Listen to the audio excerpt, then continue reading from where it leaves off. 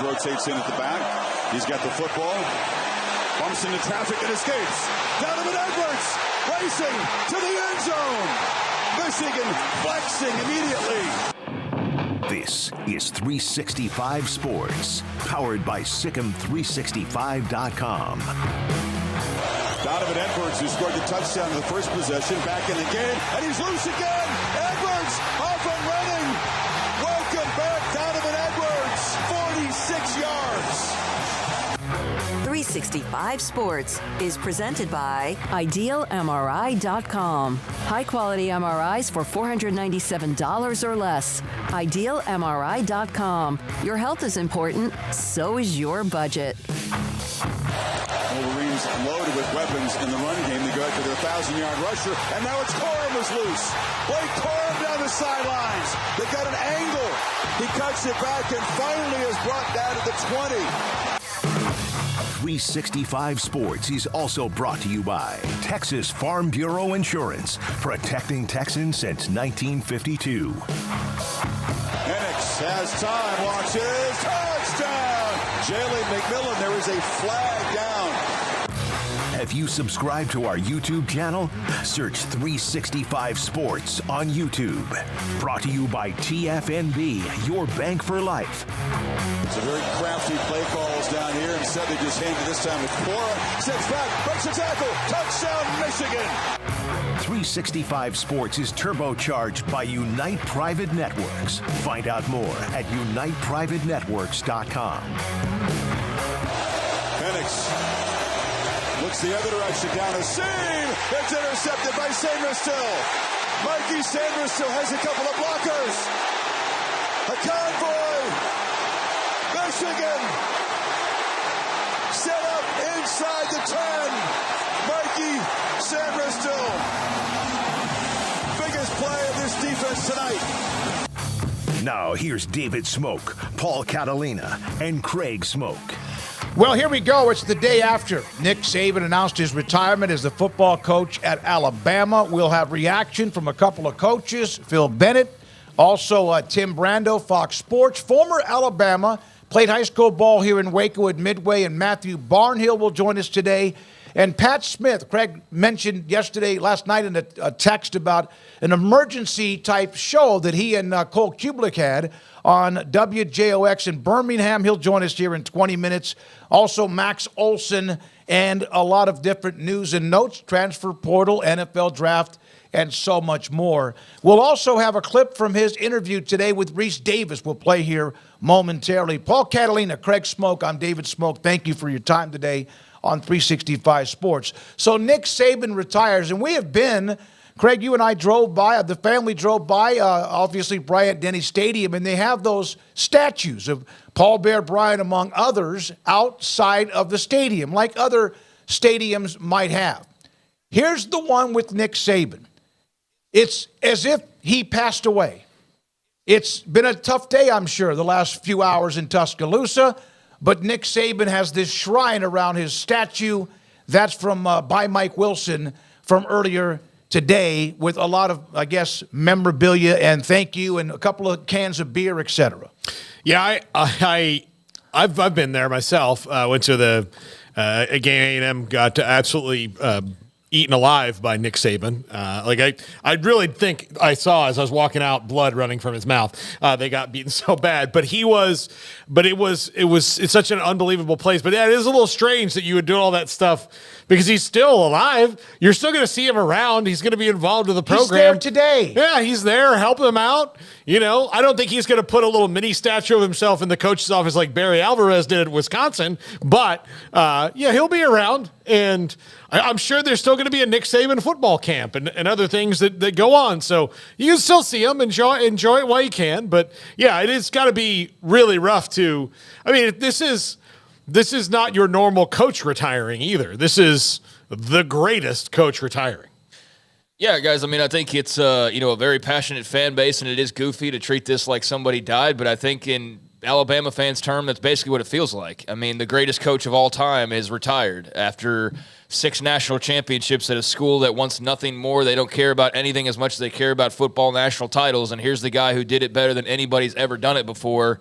And he's abruptly announcing his retirement, not with major signs that it was going to happen, not with a bunch of forewarning, only the idea in everybody's mind of like, hey, he's getting older and this is getting more crazy as a sport every single day. Wins enough, and a guy just want to go off into retirement with the resume that he has. And it's just so happens that it happened when nobody was really expecting it, other than those who thought maybe at some point this offseason it might occur. But just Wednesday, January 10th, nobody had that pegged as a date that was going to happen. So when that news dropped, it shocked everybody. Just that fact that it had happened. And then once you dove into it, it got to be more understandable, and I think everybody's just coming to terms with it. And I think that's how an Alabama fan comes to terms. And don't get me wrong, I think it's silly. I think it's funny to treat this like it's the shrine of John Lennon after he got assassinated in New York, something along those lines. But at the same time, that's grieving. That's what that is. That's grieving by people who are very sad, because the only coach that probably most of the people who place those flowers have ever known, or grown men, and we know how Alabama folks are, who have known others but have never probably loved a coach as much as they love Nick Saban. He's gone. I mean, he's gone not for good, but he's gone as far as being on that sideline for them. I know he's going to stick around Alabama in some capacity. I would imagine there's good money on him being on College Game Day here in the very near future. That seems like a layup. But for all intents and purposes, it is kind of like somebody or something died for Alabama football yesterday with that announcement. So, yeah, that's their grieving process. I wouldn't go to that extreme, but I'm also not roll tide like some of those folks are, I think I might have felt the same way when Osborne announced his. Bobby Bowden, of course, at Florida State, his time had come too. All right, so who's going to be the next head coach at Alabama? It will not be Dan Lanning. Oregon's Dan Lanning. There's a video. We can't show the video, but had a video up of a team meeting. What he was saying, it was really well done. It was baller video, kind of like a player committing to a school. There's the Oregon, Eugene, the dot, and Dan Lanning at the end of the video smoking a cigar and talking about how sometimes the grass is not greener on the other side, and the grass in Eugene is very good. So his name is out of the mix. It depends on who you talk to about Sarkisian, Steve Sarkisian. It depends on what particular, I guess you say, which odds you look at. Sarkisian, of course, would be a smart, at least, discussion. Whether or not he does it, I don't know. That's another one. Mike Norvell at Florida State picked up a transfer today and said it was a big day to be a part of Seminole Nation. Look, here it is. There's the commit, Terrence Ferguson. He's an offensive lineman from Alabama. And then here is Mike Norvell's tweet following that up. Great day to be a Florida State Seminole. # big man coming to the Knoll family. And Tribe 24. Future is bright in Tallahassee. # keep climbing. So I hope that means that he's staying, but you never know. But if that's just a tweet because that's what today is, and then we find out later he's going there, you guys will get to see me chug 3 beers on the air, because I really don't know what Florida State would do after that. So, well, there we are with that. So Lanning, no, not sure about Norvell. Craig, any update on the others? No, I just want to talk about Dan Lanning. I mean, that's a massive deal. That's the number one candidate that's sitting there on everybody's odds boards list, and for him to make that announcement for Oregon is a massive deal for the Ducks. And to do it in the style that he did, he took full advantage of the fact that all eyes were on Dan Lanning and Eugene, Oregon, and he took that opportunity to sit there and give the program the greatest bump and seal of approval and promotion that you possibly could, with everybody watching his next move. And I think that's an awesome thing for Oregon. It's obviously a blow for Alabama. You still feel like you're going to be fine in the long run. I think Kalen DeBoer becomes the favorite based on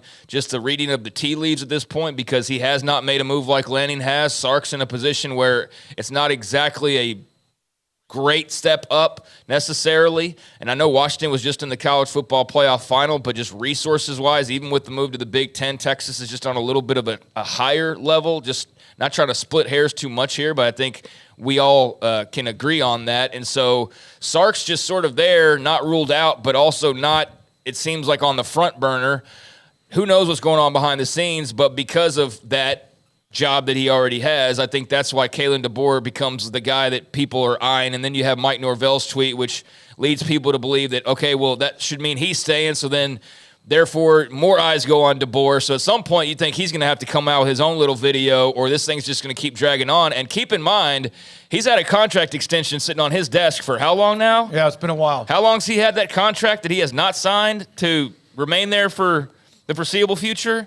So that's been out there before the Saban stuff and is unresolved still at this point. So that's a big question mark as well when it comes to Washington. But for Oregon, the best day possible. I mean, the guy who now you can basically market as the number one target for Alabama if you want to, can sit there and tell every recruit, Alabama came to me the moment after Nick Saban retired, and I turned them down. Mm-hmm. And I wanted to do that to stay here at Oregon. And they played it perfectly with the social media team, and they'll get some traction off that, and that's great news for the Ducks as they head off into the Big Ten, because what a mess that would have been had he decided to uproot and go back. But he does seem like a guy that truly likes it there, and I think he's done this now a couple of times.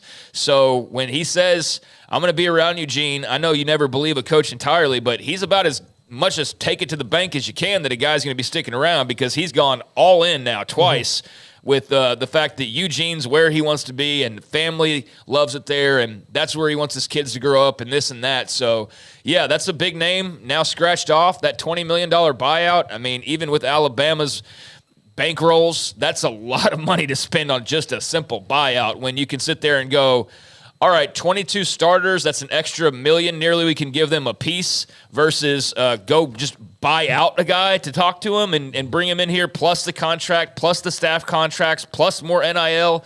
No, let's save that $20 million just for a conversation, basically, and use that to pay all the guys who might be leaving now or the recruits that might be looking on the other side of the fence now that Saban's gone. So, that's something they just probably couldn't overcome, or just his desire to stay there regardless. Big win for the Ducks. It is a huge win for Dan Lanning, who said he was tired of moving around, and he then confirmed that, validated that with today's decision. I'm sure when he said that before, A&M and others were looking at him, he did not realize the job at Alabama would open. So why did Nick Saban decide now was the time? Paul peeled off about 1:45 seconds, and I love what he says here, because coaches can tell you one thing and also do another, and especially when it comes to whether they're staying or will stay, etc. But here's Nick Saban with ESPN's Reese Davis on why right now.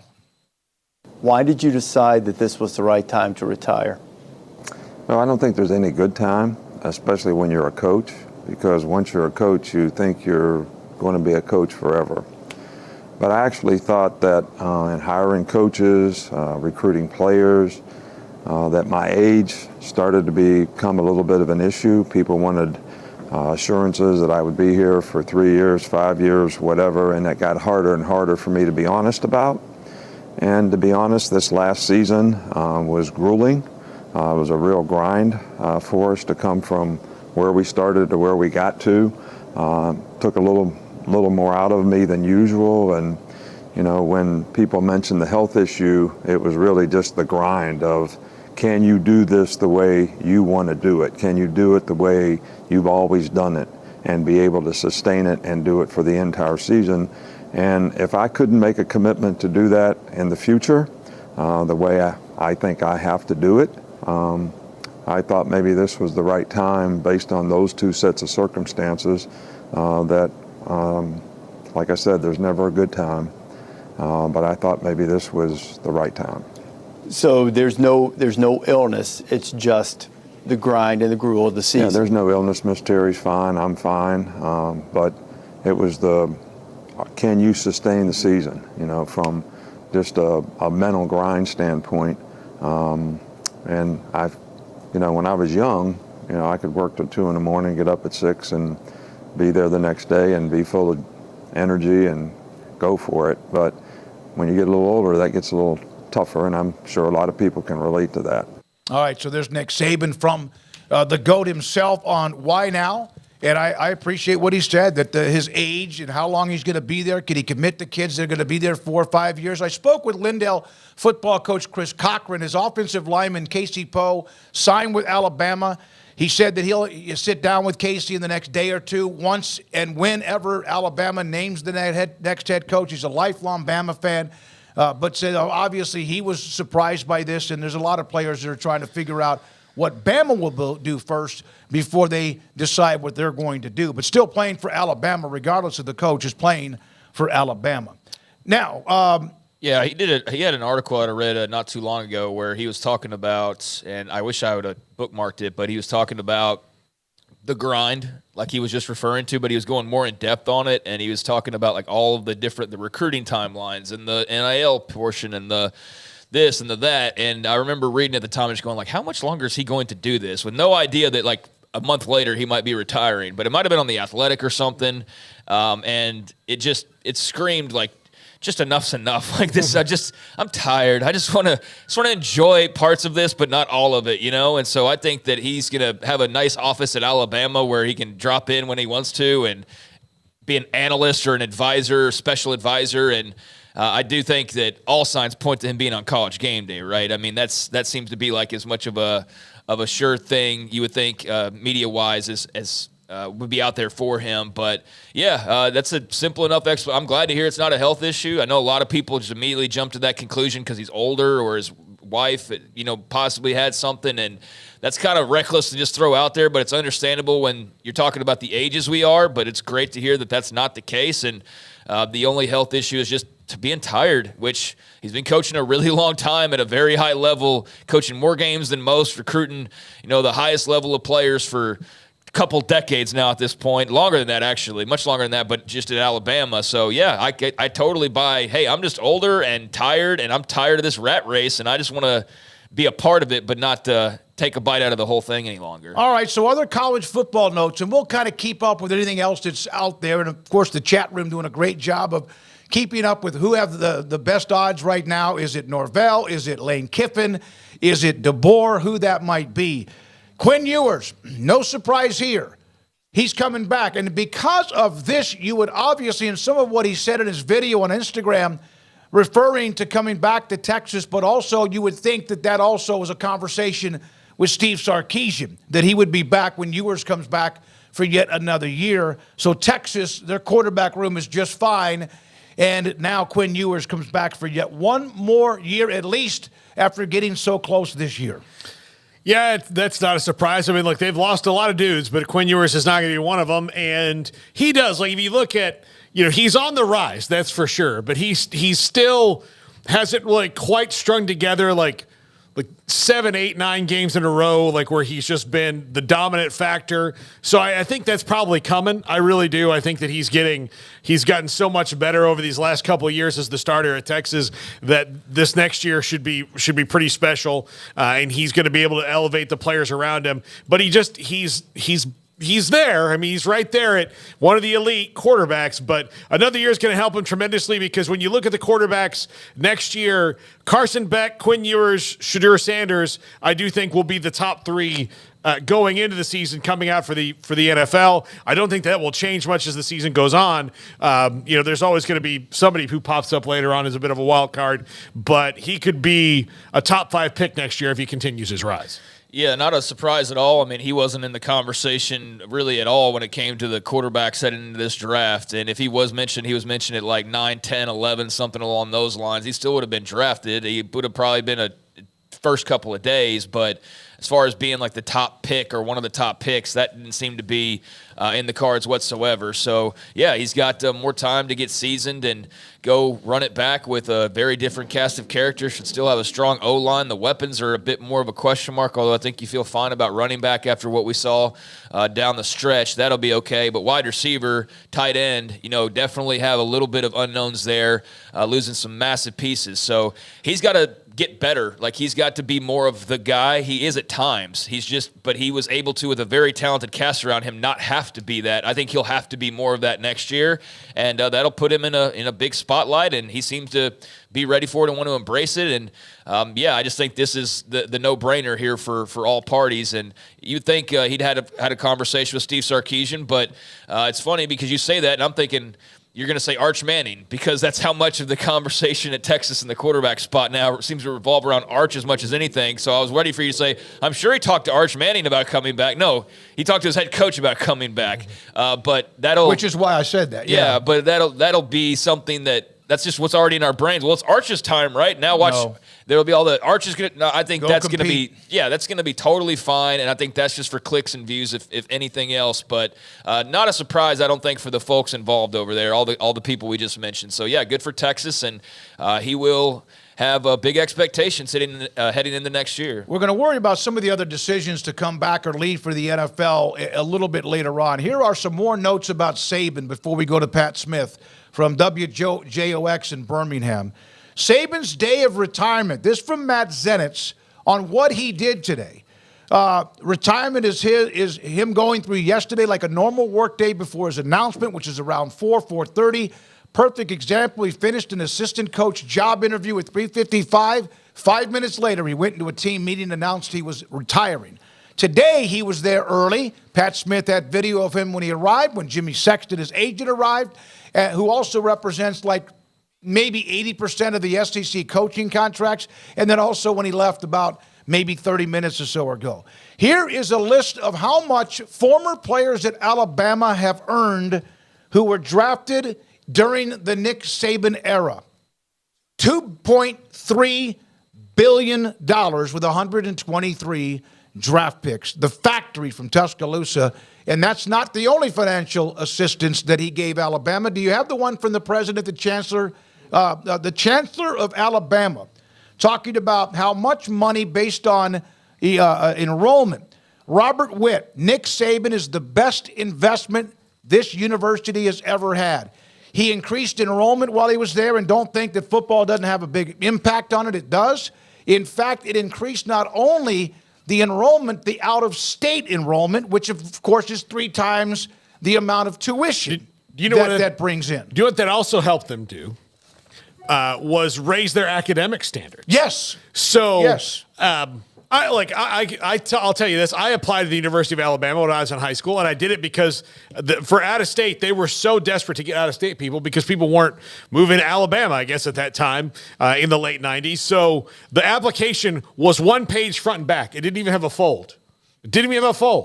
And 1 page front and back, have your guidance counselor fill out this part, which was, another form that they had, and then send us your transcript. I sent that in, and 7 days later, I got a letter in the mail saying you're in.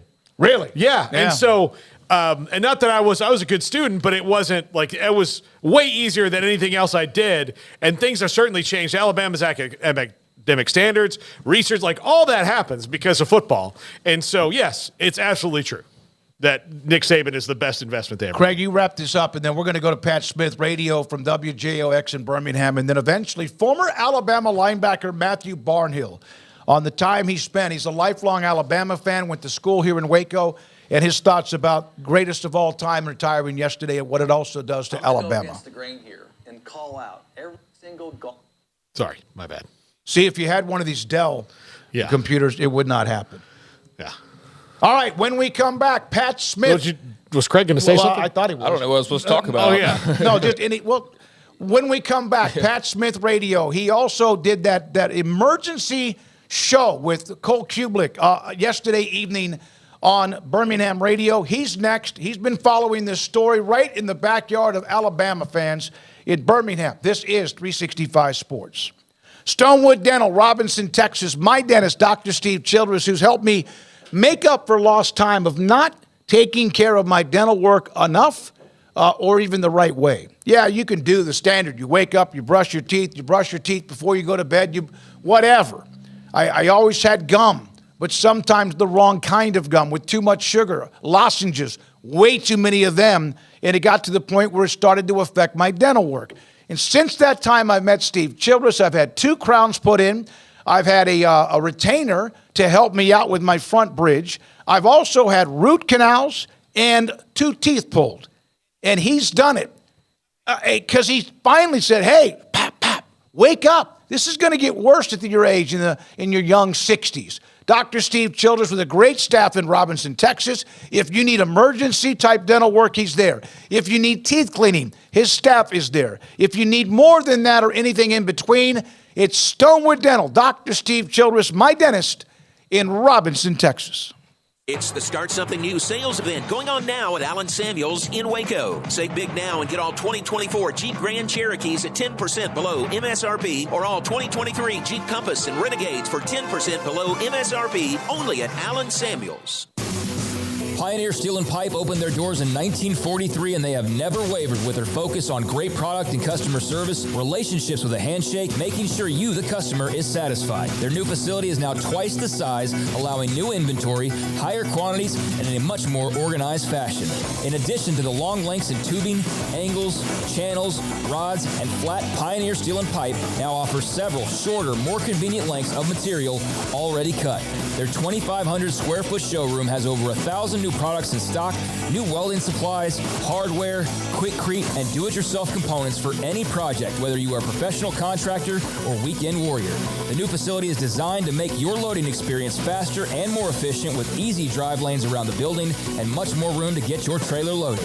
Our location may have changed, but our values haven't, and our relationship with customers goes much farther than just business. Pioneer Steel and Pipe on Loop 340 and Highway 6 and just east of I-35 in Waco.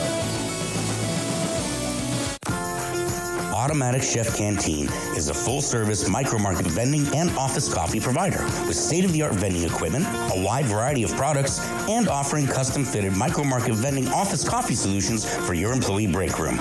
You want a full break room solution and a workplace oasis? Well, Automatic Chef Canteen, locally owned and operated for over 50 years in Central Texas, also includes in-house mechanics on call 24/7 for fast, reliable service and maintenance. Automatic Chef Canteen, 6900 Imperial Drive in Waco, or online at automaticchefcanteen.com.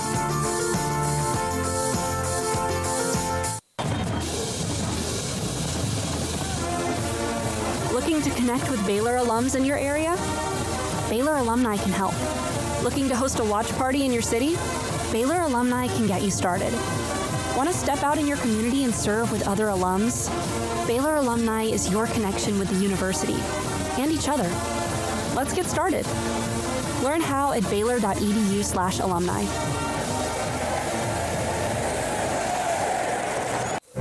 Stepping into the boots of a U.S. Army officer can add confidence and leadership skills to your son or daughter's career path. See all the things they can achieve in our boots at GoArmy.com. U.S. Army Waco Recruiting Company, 254-598-8131 or 254-776-1543. This is 365 Sports.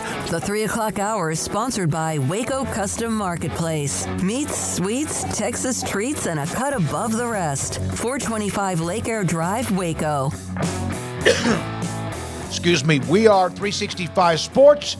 Paul Catalina, Craig Smoak, and David Smoak. Garrett Ross and Jack McKenzie also in studio here at MLK and our studio. We're now joined by Pat Smith, Pat Smith Radio, WJOX in Birmingham, three-man front, and he joins us. What's the mood like, Pat, in Birmingham, Alabama today? Well, I'll tell you, we did about 8 hours live radio last night as we were trying to console the fans. We were trying to look ahead. A lot of people were very shocked. Although he's 72 years old, it was a surprise to a lot of people that Nick Saban was going to step down. They had another great recruiting class. You get to the national semifinal game. Alabama will be a preseason top 5 team next year, expanded playoff with the expanded SEC next year. Things look good. But at the end of the day, we all saw this day coming. The last few years definitely has been a little bit different. And there's just been this constant drumbeat way in the distance this year. That it just seemed a little bit different, guys. And so much at 4 o'clock yesterday, Nick Saban decided now was the time for him to step back and get on with the next chapter of his life.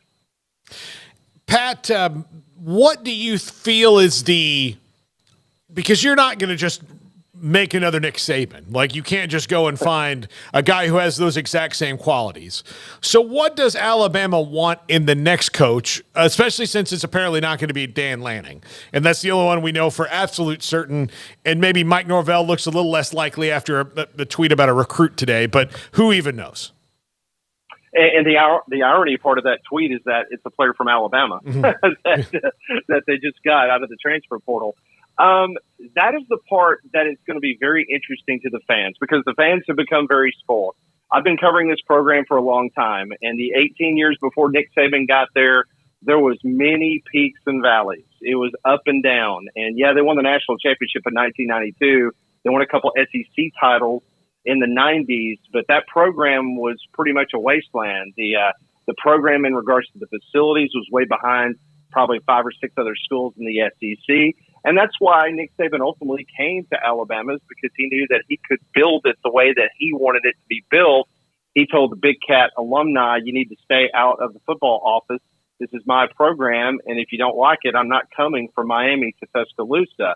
So with that being said, this program is obviously in the upper echelon in college football, but there's not going to be another Nick Saban. I think for fans to think that it's going to be an automatic 12-win season every year, they better get ready, because parity in college football, as you guys know and talk about it almost every day, it's here. And the transfer portal and the NIL has definitely leveled the playing field. And Alabama in the SEC is behind some folks in regards to NIL and the way that they operate in the portal. So whoever is the next coach, it's going to be completely different, but the fans better get ready, because there will never be another Nick Saban.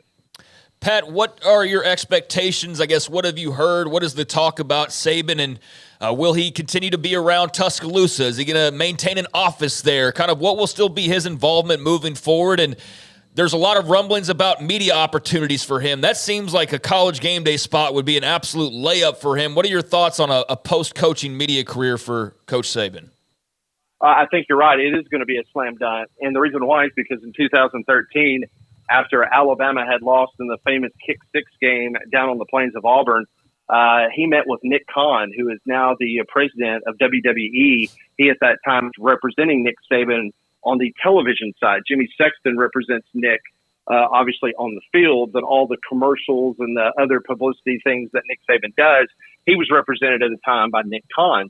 Well, Nick was, obviously, he represented a lot of people on ESPN Game Day, and there was a deal in place for him in 2013 to step aside from coaching and be an active member of College Game Day back in 2013. Ultimately, he decided his juices still wanted to coach, and obviously he had a few more national championships left in him at Alabama, so he decided to come back to the capstone and coach until yesterday at 4 o'clock when he announced it to the team. So I think that goes without saying. He will do something with ESPN. I'm not sure that he will be on every ESPN Game Day, but he will have a heavy involvement now that the SEC package is completely going over to Disney and ABC. You will see Nick Saban. Don't think you'll see him in the booth, but you'll see plenty of his analytics and things that he will do on the weekends, trying to break down football games. But as far as the next role at Alabama, you know, he made $11.4 million. He had a contract through 2029 in Tuscaloosa. He signed a new 8-year deal last season. So the general feeling is that he and Terry, they bought the big house down in Jupiter, Florida for about $17 million in the offseason. They will spend the majority of their time there. They're heavily involved in Nick's Kids, with the charitable organization in Tuscaloosa. They're building a new center there in T-Town. So they will be back and forth to Tuscaloosa. I think he will have a role in the university, in the athletic department, sort of like Bob Stoops. But I know Bob Stoops obviously still lives, I believe, in the Norman or Oklahoma City area. But I think ultimately Nick will spend most of his time in Florida, come back to Tuscaloosa. But he'll just be a phone call away. But he will not be an everyday person in the athletic department. He will get a paycheck, but it definitely won't be the 11.4 he made last year. I saw a note. I don't know if it was Reese Davis or whoever put it up, that he already has told his team that he's going to have an office inside Bryant-Denny, as you mentioned, and that he can still like bark at them from where he's going to be, which is kind of cute in a way. In a way, will a Jimmy Sexton client be the next head coach at Alabama? Well, tell me what coach is not represented by Jimmy Sexton. I know. I mean, Jimmy Sexton was he was there in the Malmore Athletic Building today. Now, whether he was there helping Nick Saban pack up his office, or he was there talking about Kalen DeBoer from Washington, or another one of his clients that he might have in the mix, a Lane Kiffin, Steve Sarkisian, somebody like that. Jimmy represents a lot of them, so it could be a conversation, kind of like going to Walmart, get your groceries, get your oil changed. Maybe that's what Jimmy Sexton was doing in Tuscaloosa, kind of killing two birds with one stone. So I think it's a pretty good idea to think that whoever the next head coach is probably will be a CAA client or someone that Jimmy Sexton represents. How would Alabama fans feel about Dabo Swinney? I will tell you, they were chanting last night. A large portion of students went to the Nick Saban statue outside of Bryant-Denny Stadium, and they started chanting this, guys. I'm not lying to you. We have video of it. It is fans chanting, anyone but Dabo, anyone but Dabo. Dabo, for him to be the favored son and growing up in a suburb of Birmingham and playing wide receiver for the 1992 National Championship team, I guess the bad blood from the two national championships he won and the things that happened against the Alabama Crimson Tide in the past, he is most definitely not one of the people that folks think that needs to even be in the conversation for the job. There's been no buzz whatsoever. He's got a $7.5 million buyout, and you would think that might present an opportunity for Alabama to put him on the board somewhere. But as of right now, guys, his name is absolutely dead in the water in regards to coming back to Alabama. Pat, I know everybody wants to ask you, all right, who's the next guy to be? When's it going to happen? But what is the level in your mind as far as the sense of urgency goes, knowing the amount of DMs and phone calls and text and words through intermediaries that are probably going on with that roster and that recruiting class right now? Well, that's the big key. One thing was for sure yesterday afternoon, it was communicated to the team that they were looking at making this a fast process, looking at the next 72 hours. You mentioned it, the transfer portal, Alabama top 5 recruiting class. You got guys going in the portal. The veterans of the football team did have a players-only meeting after Nick Saban talked to the team. And basically what I have been told is those players basically said, look, let's let the dust settle a little bit. You got 30 days before you can go into the portal. Let's see who exactly may be coming in to be the next head coach. So don't make any drastic decisions right now. Let this kind of settle out a little bit. So the veteran leadership of the football team definitely stepped up yesterday, trying to make sure that the young guns and the folks that was looking to potentially get into the portal, make sure that they understand, hey, just take it easy. And Nick Saban was on the phone. I was told today, guys, that Saban was on the phone talking to recruits. He was talking to players currently on the roster, trying to ease their mind and tell them everything is going to be fine, guys. Just take a deep breath, kind of relax over the next few days. So Nick Saban, even in retirement, he is still recruiting. It's unbelievable. Pat, can we go rapid fire here? And I'll just throw out some names and you tell me how fans would feel about them quickly. Okay, sure. Okay, Mike Norvell. Yeah. Lane Kiffin. They would be excited. Kalen DeBoer. They respect what he's done, but it definitely would not win the press conference. So, of those three, okay, one more, Steve Sarkisian. Excited through the roof. So, Sark and Lane would be the ones that the fans would want the most if you straw poll them. Absolutely. And the main reason why is because the success they had in bringing national championships to Alabama and what they did, bringing that exciting style of offense to the Tide. So that's why those two are on top of the list. Is there anybody in the NFL that is a former college coach that could be involved, or at least somebody of interest? Well, I've not heard his name, but I'm just throwing this out there. We're just throwing mud up on the wall to see what sticks. Brian Daboll for the New York Jets. And the reason I bring him up, he was the offensive coordinator at Alabama, had a relationship with Nick Saban. It would be ironic, guys, because back in 1982, when Bear Bryant decided to retire, guess where they went? New York Giants. Ray Perkins was tapped as the next head coach to to fulfill the Alabama vacancy when the legend Bear Bryant stepped down? Would that not be something if Nick Saban stepped down and they went to the NFL and looked at someone like a Brian Daboll? I'm not saying he's in the mix.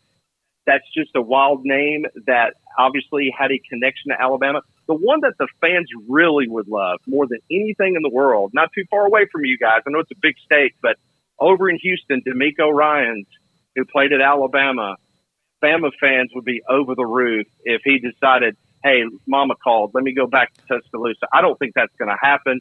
I think he's perfectly where he is in Houston and potentially, putting that franchise on the road to a Super Bowl in the future. But, yeah, D'Amico Ryans is someone that the Tide fans would absolutely be over the moon about. Well, what a year he's had with the Texans in the NFL. Incredible to make the playoffs his first year after they've been kind of a mess. On the Sarkisian front, we're on the front. We know that connection there, the obvious connection. Is that yet a no? Do you know yet whether or not? I know that nothing's been publicly put out there like Dan Lanning did. Texas is a place that's hard to leave. They don't usually lose anybody unless they want to. Is that, do you think, like a glimmer of hope, or do you think it's more of an open door than that? I don't think it's in my opinion, I think he's in the mix. But I think when it's all said and done, he will not leave Austin for Tuscaloosa just because of the fact that they are coming in the SEC. They just beat Alabama in Tuscaloosa. To my knowledge and the people that I talked to, they have got their ducks in a row much better than Alabama does in regards to the NIL and the way they handle certain things. So I just don't – now, if this was 5 years ago, I think absolutely he is out the door in a heartbeat heading to Tuscaloosa. But because of this day and age and where Texas – they've won the college football playoff this year. I don't see why he would envision that unless that is his career aspiration to follow Nick Saban. And I've been given no indication that that's what it is, but you just never know with these coaches what ultimately they want to do with their career. Now, Pat, this is replacing the GOAT. So would there be some coaches you would think that might be a fit that would be like, yeah, no, you don't want to be the guy that follows the guy. Yeah. You know what? Because of the nice big buyout that any coach would get, even if you fell flat on your face in 3 years, you would probably have generational wealth. I mean, the reason I bring that up is because Auburn has made a lot of people multimillionaires, from Gus Malzahn to Brian Harsin after 2 years. So, I mean, whoever comes to Alabama, Jimmy Sexton is going to have a sweetheart deal on the back end. So if you want to get rid of them, they're going to get paid. Now, it's not going to be Jimbo Fisher money because Alabama would never sign anybody to that type of deal like they did down in College Station. But I will tell you that I think Alabama is still coveted, even with having to follow in the footsteps of Nick Saban. Keep in mind, with that expanded college football playoff next year, I think the avenue for an SEC team, even with 2 or 3 losses, I think it's an easier path moving forward. And so you might not have to go 11-1 and get to the SEC championship game. I mean, you might find yourself with a 9-3 record and you're in a conversation based on your record. So I think it's a new day and age. I don't think that that's going to play a lot into it in regards to trying to follow the GOAT with this unrealistic expectation. Pat, if you don't mind, like in a minute, do you feel like Nick Saban will have a huge influence on who does replace him? I think over the last couple of years, guys, I think that he and Greg Byrne, they have a great relationship. I think that this conversation has been had probably multiple times. I think Greg Byrne, that list of names that I've been told that he's always had in his top drawer of his desk there at the Malmore or the Athletic Center, I think that list helped be compiled by Nick Saban. Do I think Nick Saban said, you need to go this guy, this guy, this guy? But I most definitely think that Greg Byrne has got the input of Nick Saban of this guy or that guy. Hey, what do you think about this fella, or whatever the case may be, to get his input so that whatever short list he came up with before he started the legwork of trying to get with agents and try to figure stuff out, I think he probably had a kind of a soft blessing from Nick Saban what direction they were going in. Pat, you've done a great job. The videos you put up of him arriving today, of leaving today, of Sexton today, and then also Craig's the one that gave me the heads up last night that you and Cole were doing an emergency show, which I get that. We were. Thank you so much for your time. We'll try to check back in with you again once a decision is made, if that's okay. Hey, guys, always a pleasure. A big fan of your work. Best to you guys. And you too. Pat Smith, WJOX in Birmingham, and also three-man front. Yeah, I happened to be driving home last night, and I was like, I wonder who's got the latest and most interesting commentary on the Nick Saban debacle. And I thought, well, the place where, if you're a college football fan, that's kind of been the epicenter of, I guess, radio stations in this country now for a long while. Paul Feinbaum worked there for the longest time, right, at WJOX. And I just was rolling through my app and I was like, yeah, I wonder if they're doing something. And sure enough, there was an emergency 2-hour live show to talk about the news. And they had 6 people in there, and Pat was one of them. And they're like, we're going another hour. And they by the time I checked back in, they had gone 3 hours on the deal. And so I was like, yeah, we got to get Pat on here to talk about it, because I just found that to be really interesting and enjoyable. And so, yeah, great stuff there from Pat. So I started thinking about people who played for Nick Saban. Some of those guys, I don't just have their number. I did reach out as well to Matt Flynn, former LSU quarterback, who was at LSU when Saban was there before he left for the Dolphins. Matthew Barnhill, former Midway High School linebacker and also Alabama linebacker, joins us now on 365 Sports. Matthew, Craig Smoak, Paul Catalina, and David Smoak. What was your reaction when you heard the news yesterday? Smokey, thanks for having me on. It's great to be on and I get to talk with you guys. Yesterday was a whirlwind. I really had no idea that this was happening. And I think Pat said it well when he said that everybody had kind of expected this, but we didn't know exactly when it was going to come. Towards the last couple of years, we had started to think about it at the end of the year. But in no way did I expect it to come yesterday. So it was definitely a shock. A lot of feelings that I've never really had to feel before with Alabama football. I've been alive for 24 years, and Coach Saban has been ahead of the team for 17 of them. So it's definitely a change and definitely a shock. Matthew, you walked on there, and the life of a walk-on is not easy. I mean, it is to walk on, to make the team, to stay with the team for your entire college career is really, really something. What was it like experiencing that from that perspective as a guy who was not, when you walked into the football offices, there wasn't the band playing and cheerleaders and everybody waiting for you, but you earned your way up in a different way. Yeah, so I definitely had more of a hard-working story when it came to it. I wasn't a big 5-star recruit or 4-star recruit that they brought the bells and whistles out for or anything like that. But from my perspective, I had a chance to work my way in, and with that, have the opportunity to belong just as much as the other guys did. And what I love about Coach Saban is he will talk about his college playing career. He played at Kent State. And he was a kick returner for him. So he had the experience of playing and saying, I wasn't the best player on my team, but I knew where I fit in. So, being surrounded by programs that had hardworking and just really kind of disciplined mindsets my whole life, I thought, yeah, this is an opportunity where I can really fit in. And Coach Saban's a guy that anybody would love to play for. He could motivate you to do anything, and just feeling like I had the chance to play for him and learn from him was definitely different as a walk-on. But I got all the same motivation. I got all the same principles instilled in me, and that's something that I will forever credit in my life. It's a great foundation.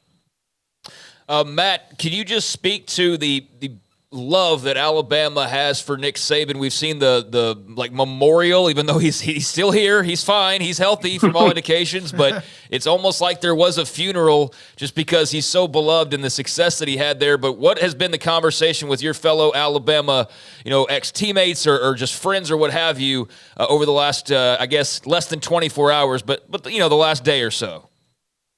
Yeah, so some of the guys I was closer with on the team are, they come from similar backgrounds as me. So from our perspective, it's more like, thank you, Coach, for letting us have the honor of playing for you. And when you think of the University of Alabama, Nick Saban's the first thing you think of. From every account that I've heard from natives of Alabama, my wife was a native Birmingham lady, but so I've been able to hear a bunch of stories how it was before. he completely changed the university in every way. You look around, there's brand new buildings, there's brand new everything. And a lot of that can be attributed to the football team. So it's kind of a thing where, what do we do? Where do we go from here? That's been on the mind of a lot of Alabama fans and ex-players. And those statues, they mean everything. When you have a coach that wins the national championship and you bring that to a university, it's just on another level. In a way, my heart's broken because I love the guy so much. Everybody has nothing but respect for a guy who's a born winner and a born competitor in every aspect of the word. Matt, is there a conversation at all with him that you remember that might have been with you, or something he said to you that sticks with you to this day, among many things he said as a coach? Yeah, so Coach Saban had called me out one time in particular that I can feel. And it's almost like I took a mental rep in a way, or I took a lackadaisical rep on a kickoff return. I didn't think in any way that I would be seen. It was kind of like I didn't go into a break at 100%. It was more about 50%. And he jumped all over me. And I just remember feeling, wow, how does Coach Saban know that out of all 22 practice players that are on the field right now for this one rep, that he can pick out on the instant something that was wrong, a player that wasn't giving his all. And that motivated me to just really try to give every bit in my preparation, every bit in practice, and every bit that I could in every aspect of the game. So that was a different expectation that I've been held to, and it motivated me to be better in everything that I did, especially because it was coming from Coach Saban. So that's equally terrifying as motivating, I will admit, but it was definitely a great experience. Kind of like your mother, eyes in the back of her head, right? That you would think. Exactly. Okay, so that leads me to the question I was going to ask you anyway. Okay, Matt, what's the scariest movie you've ever seen? The scariest movie I've ever seen? Maybe Midsummer. Okay, Midsummer. That's a really freaky, weird movie. What is scarier, Midsummer or Nick Saban 2 seconds after someone jumps off sides? I definitely have to take Coach Saban on that. Yeah, he has a way of going from totally calm, and I would imagine as a player, this is why it works, because he's not a ranting lunatic over there, but he's totally calm and control. But when the little mistakes happen, he just throws the fastball right at you, doesn't he? Oh yeah, a switch is flipped, and when a point needs to be enforced, he makes the point. He gets it in control, and then it's business as usual. So it's always you never want to mess up, and you definitely never want to have him see you mess up. So that was definitely definitely intimidating, but it was also a great way of handling business. It teaches you to move on and learn from your mistakes quickly. And he hated the little things that weren't, a false start and too many men on the field, things like that. Turnovers happen. The other team's on scholarship too. Do you think, and Matt, thanks for your time today, do you feel like this team, where they were after the loss to Texas, the USF near nightmare, the benching of Jalen Milroe, was this, in your opinion, one of his better coaching jobs watching them? I think if it wasn't one of the better, then it was the best. These guys were able to improve so much. I was in person for the Texas game. It's heartbreaking being a native Texan and an Alabama fan for that one. But these guys were able to improve, and I feel like this is the best example of Coach Saban being able to instill the Bama standard in a team that was lacking in it from the start. So I'm so proud of these guys this year, and I really hope that people in the future know that there's a standard that we were held to, and that's a standard that we'll always have for the program. And that's a lot thanks to Coach Saban, but there's been Coach Gene Stallings and Coach Bear Bryant, and we know that the best is yet to come as well. Hey, it's always great to hear from you, and thank you for your time today to look back and reflect back on not just Nick Saban, but you. You were recruited, you went there as a walk-on, and you got a scholarship and played for the man. Thank you, Matt. Matthew Barnhill, former Midway at Alabama linebacker, with us on Nick Saban, the decision that came down on Wednesday.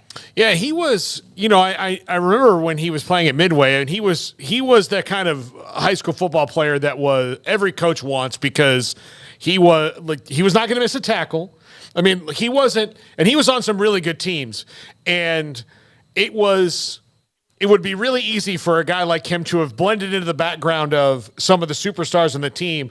But when we were doing Matthew's games, like there was just always several moments in each game. It's like, well, Matthew Barnhill made that tackle on third down, or, and he was playing behind Jackson Player, which is a great thing to do. But he knew how to take advantage of like, oh, look, Jackson just took up these probably 3 blockers, and here comes the guy, and he was Johnny on the spot. It was always hardworking, and seems to be a guy who would probably fit that Saban mantra really well when he was in high school, and clearly, earned a scholarship as a walk-on and played 4 years there. When we come back, Max Olson, his thoughts about what Nick Saban and others have done.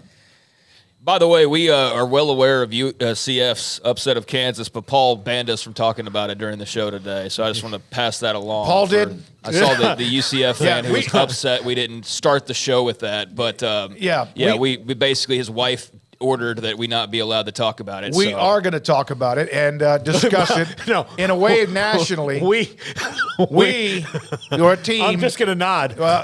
When we come back, Max Olson, theathletic.com, Phil Bennett, Tim Brando, Craig's Off the Radar, Paul's Top 5, and yes, a look back at the week that's been crazy in college basketball, and, of course, last night's UCF win against Kansas, in case you didn't hear that the first time.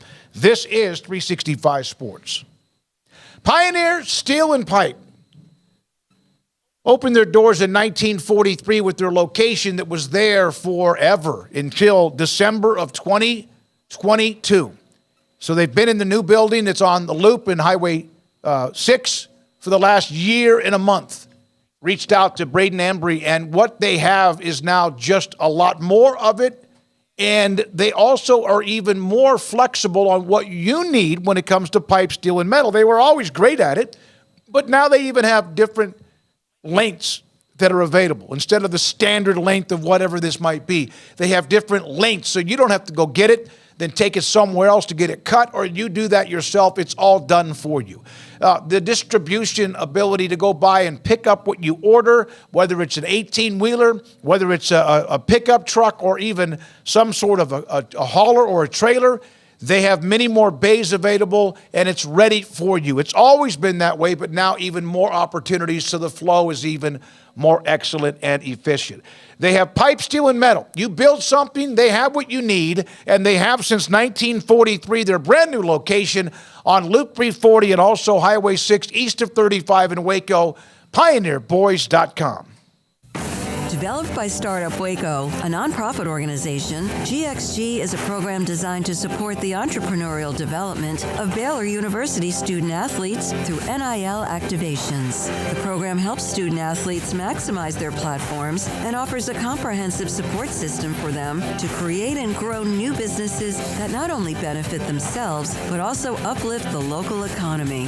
Fans who wish to support student-athletes can donate to GXG via the GXG NIL Fund, BaylorBears.com/GXG. Contributions to support NIL activations through GXG can be made at BaylorBears.com/GXG. For more information, follow @GXG_GreenXGold on social media and visit the official website www.gxg.startupwaco.com. GXG, empowering student-athlete entrepreneurship and uplifting the local economy through NIL activations. When we moved to Texas, we were like fish out of water. We didn't know anyone in our neighborhood until our Texas Farm Bureau insurance agent came to the house. She was so helpful and reassuring, a friendly face with that Texan hospitality I'd heard about. When we purchased a Texas Farm Bureau insurance policy, we knew we were making the right choice. We knew our family would be protected. Stop by and see our agents at one of our 3 McLennan County locations. Coverage and discounts are subject to qualifications and policy terms and may vary by situation. Established in 2007 and independently owned, Alliance Bank Central Texas is committed to helping families and businesses meet their financial goals. From their tellers to their board of directors, they know the importance of superior service and competitive products. Customers have confidence knowing that their financial needs are in good hands. It's your bank, Alliance Bank Central Texas, with 2 Waco locations, 4721 Bosque Boulevard and 191 Archway Drive on Highway 84, and at AllianceBankTexas.com. Member FDIC and equal housing lender. Waco Custom Marketplace is your hometown grocery store with a full-service butcher shop and bakery. Hi, this is David Smoak. The butcher shop can take your customized orders for seafood, pork, and poultry and custom cut your favorite steaks from bacon-wrapped fillets, sirloin steaks, bone-in ribeyes, boneless ribeyes, and even prime rib. Cut specifically the way you want, the thickness that you want. They're all delicious. They have Norwegian salmon, mahi-mahi, catfish fillets, sliced ham or turkey, variety of cheese, and several options of sausage links, and even regular jalapeno or cheese snack sticks, fresh chicken breast or whole chickens, sliced bacon, pork chops, and ground beef, marinated beef or chicken fajitas, and always large briskets and tri-tip available, plus fresh vegetables. So the great product, customer service, and tradition continues at Waco Custom Marketplace, a full-service butcher shop and bakery, open Monday through Saturday. The Bauer family, Waco Custom Marketplace, 425 Lake Air Drive in Waco, or WacoCustomMarketplace.com. This is 365 Sports, powered by Sikkim365.com. The 4 o'clock hour is sponsored by Boozer's Jewelers, the wedding ring store, specializing in custom jewelry and repair, all in-house. Now here's David Smoak, Paul Catalina, and Craig Smoak.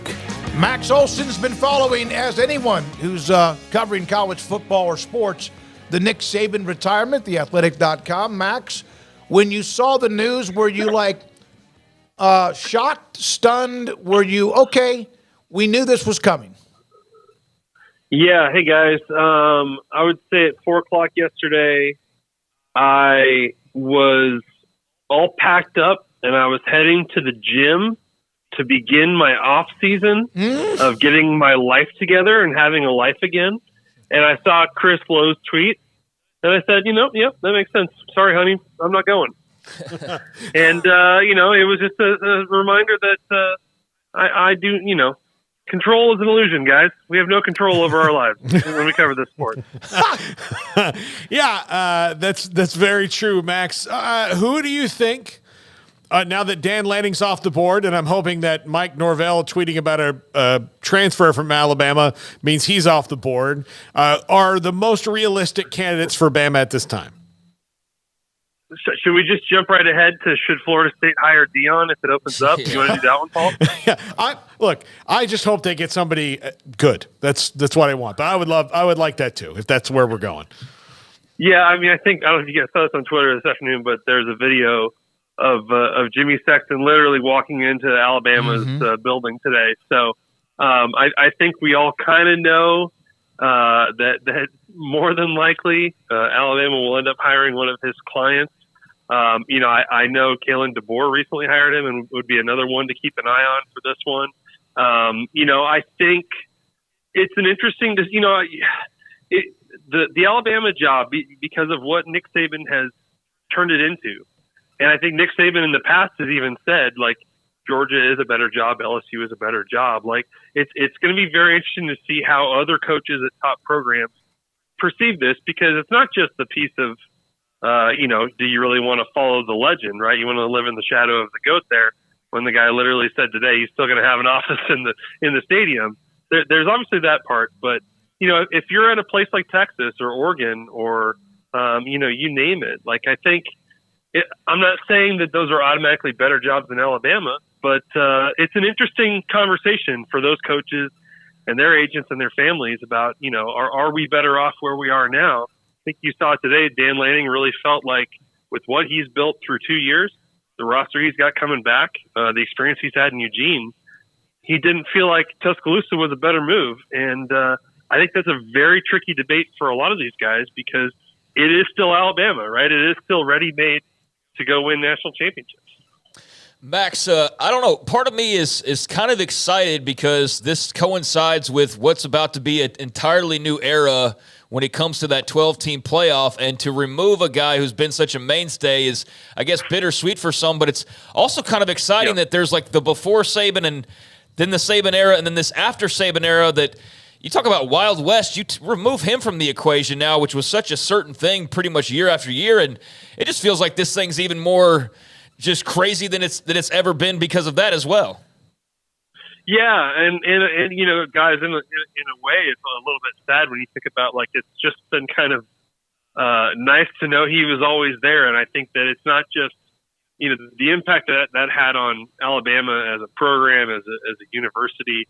You know, obviously, it's just like incalculable, but I think Nick Saban's presence as the GOAT in this sport has also just raised the pressure and the commitment, the buy-in from everybody trying to catch up to Alabama too. So it's weird to just kind of think about a world where he's not the guy setting the standard for everybody. And you're right. I mean, I think it is probably like if you are Steve Sarkisian or Kirby Smart or shoot, even Mike Elko right now, you're probably looking at this, you know, Brian Kelly looking at this saying, well, here's the day we've all been waiting and praying for, when, you know, if not to say Alabama's going to take a step back by any means, we'll see how this all shakes out. But, you know, when you take Nick Saban out of the equation, someday, like, other people are going to have a chance to run this thing, and people will default to Kirby Smart. But certainly there's a lot of people that have been waiting for the day for Alabama to not have Nick Saban in charge, and hope that that gives them a chance to give them a better chance to win national titles. Now, obviously, a 12-team playoff is going to complicate that, but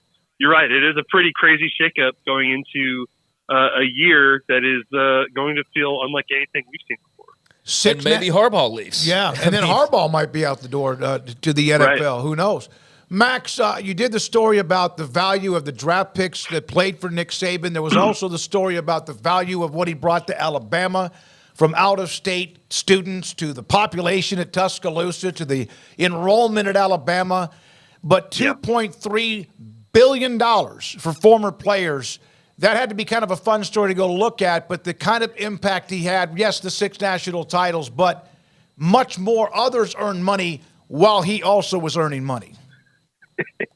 Yeah, it's the asterisk there is it's 2.3 billion so far. You know, I mean, I think the guys that have been coached by Nick Saban, true. In Alabama, I think we can agree Trayvon Diggs is probably going to make a lot more money over the rest of this decade, right?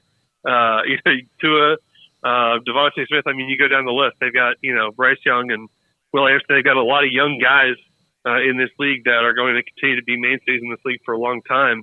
It was fun to put together. I credit Zach Barnett from Football Scoop with kind of throwing that idea out there. If somebody should go look up just how much his players have made in the league, and I think it's one of those things.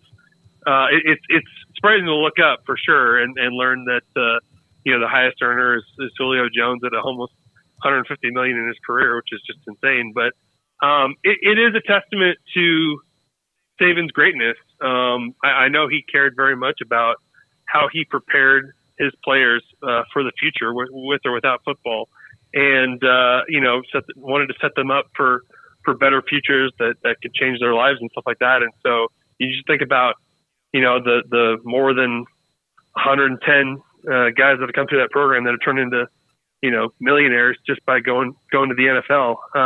It's incredible to see, and it's certainly a reason why recruits flock to Tuscaloosa and they sign so many number one classes in a row, because people trusted at the end of the day that if you went to Alabama and earned a job, you were going to make it as a pro. Max, when you mentioned those other coaches looking at around the SEC and thinking like, okay, well, maybe this is an opportunity here. I mean, it still is Alabama, but let's not. I mean, and the things are different. The money's different. I mean, but Saban was just so good that he was the X factor in all this. Like, there's not another guy who can just go win 6 national titles. I think that's what may get lost in this for some people, because all the things changed around Nick Saban, players and assistant coaches and all that, and they were just still winning all this time. Yeah. I think that's one of my favorite. That will always be one of my favorite things about the Nick Saban era is this is truly how powerful he was. That it usually did not matter who was on his coaching staff. I mean, you would have yeah, sure, there were some years when, oh my gosh, you go through it, and he's got Mario Cristobal, and he's got Lane Kiffin, he's got Kirby Smart, and he's got all these guys that are future head coaches, obviously. But, everybody's replaceable. Like, everybody, goes through there and moves on up in the world. And he just replaces them with another coordinator, with another assistant, and Alabama would stay in the mix. And I just don't think, that tells you just what a machine it was there, what a factory it was in terms of producing great football players. And you have to have a great infrastructure. You have to have a great boss for that to be possible. But you just look across the landscape. I don't know that there's any other coaches in the country where you could really say, yeah, they could do that. They could pull that off of just having a revolving door of assistant coaches, and yet the results stay the same. Max, what did you think of the national championship game on Monday night? Michigan getting the win. It seems like forever ago because this Saban stuff's kind of overshadowed what was the end of the actual season we cover, but Michigan over Washington. What were your thoughts on kind of how that unfolded? And also the Wolverines, obviously, in a very interesting year to go win their first title in forever. Yeah, I was at that game, and now all of a sudden that feels like a very long time ago, and I believe that was Monday. So that's a strange feeling. It was really impressive. I think that this Michigan football team, first of all, I think it's gonna be a long time before we see another 15-0 team, just with the way this is all getting set up here going forward. Pretty incredible to pull off what they did. I think that the way they beat Washington was the way they beat everybody this year, and that was, as good as Washington was with its passing offense like that, they just could not get comfortable at any point against that Michigan defense. That's the best, it was the best in the country, and that team was built around the best defense in the country, a group that was great at pressuring you up front and great at covering you up on the back end, and you really saw how much Penix struggled, had a career eye in terms of incompletions in that game. And then offensively, they're going to pound you with the run, and do JJ's going to do a little bit, but it's going to be a lot of Corman Edwards. And just was so impressed by the way they played and the way that they really controlled that fourth quarter as certainly the far more physical team in that game. Credit to Washington for getting that far. It was an amazing season, but Michigan was the best team all along, despite Jim Harbaugh not being their coach for 6 games. It just didn't matter. This was kind of the team of destiny, and a lot of stuff is going to probably happen in terms of the fallout here, but they certainly went all in on this year, and there's no question who should have won it. Max, do not allow a football coach, no matter how amazing his career was, to keep you from getting yourself back in shape and starting the new year the way you wanted and intended. Smokey. Yeah, you're welcome. That is the affirmation I need. Thank you, buddy. There you go. There you go. Max, at this time next week, are we having you on talking about Jim Harbaugh and the Michigan opening? Maybe I'll answer, maybe I won't. We'll see.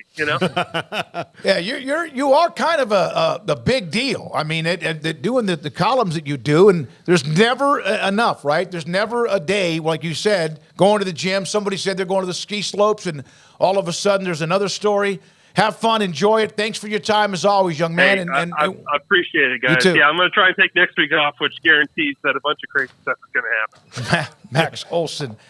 With theathletic.com. His story was the fact that of the players who have already been in the NFL with their current contracts, et cetera, nearly $3 billion in contracts, and you're right, he's right. That doesn't include those who are in the NFL that will get a new deal and maybe 2 new deals, and the ones that have played for him that have not signed deals, including the class that will be entering the NFL in 2024.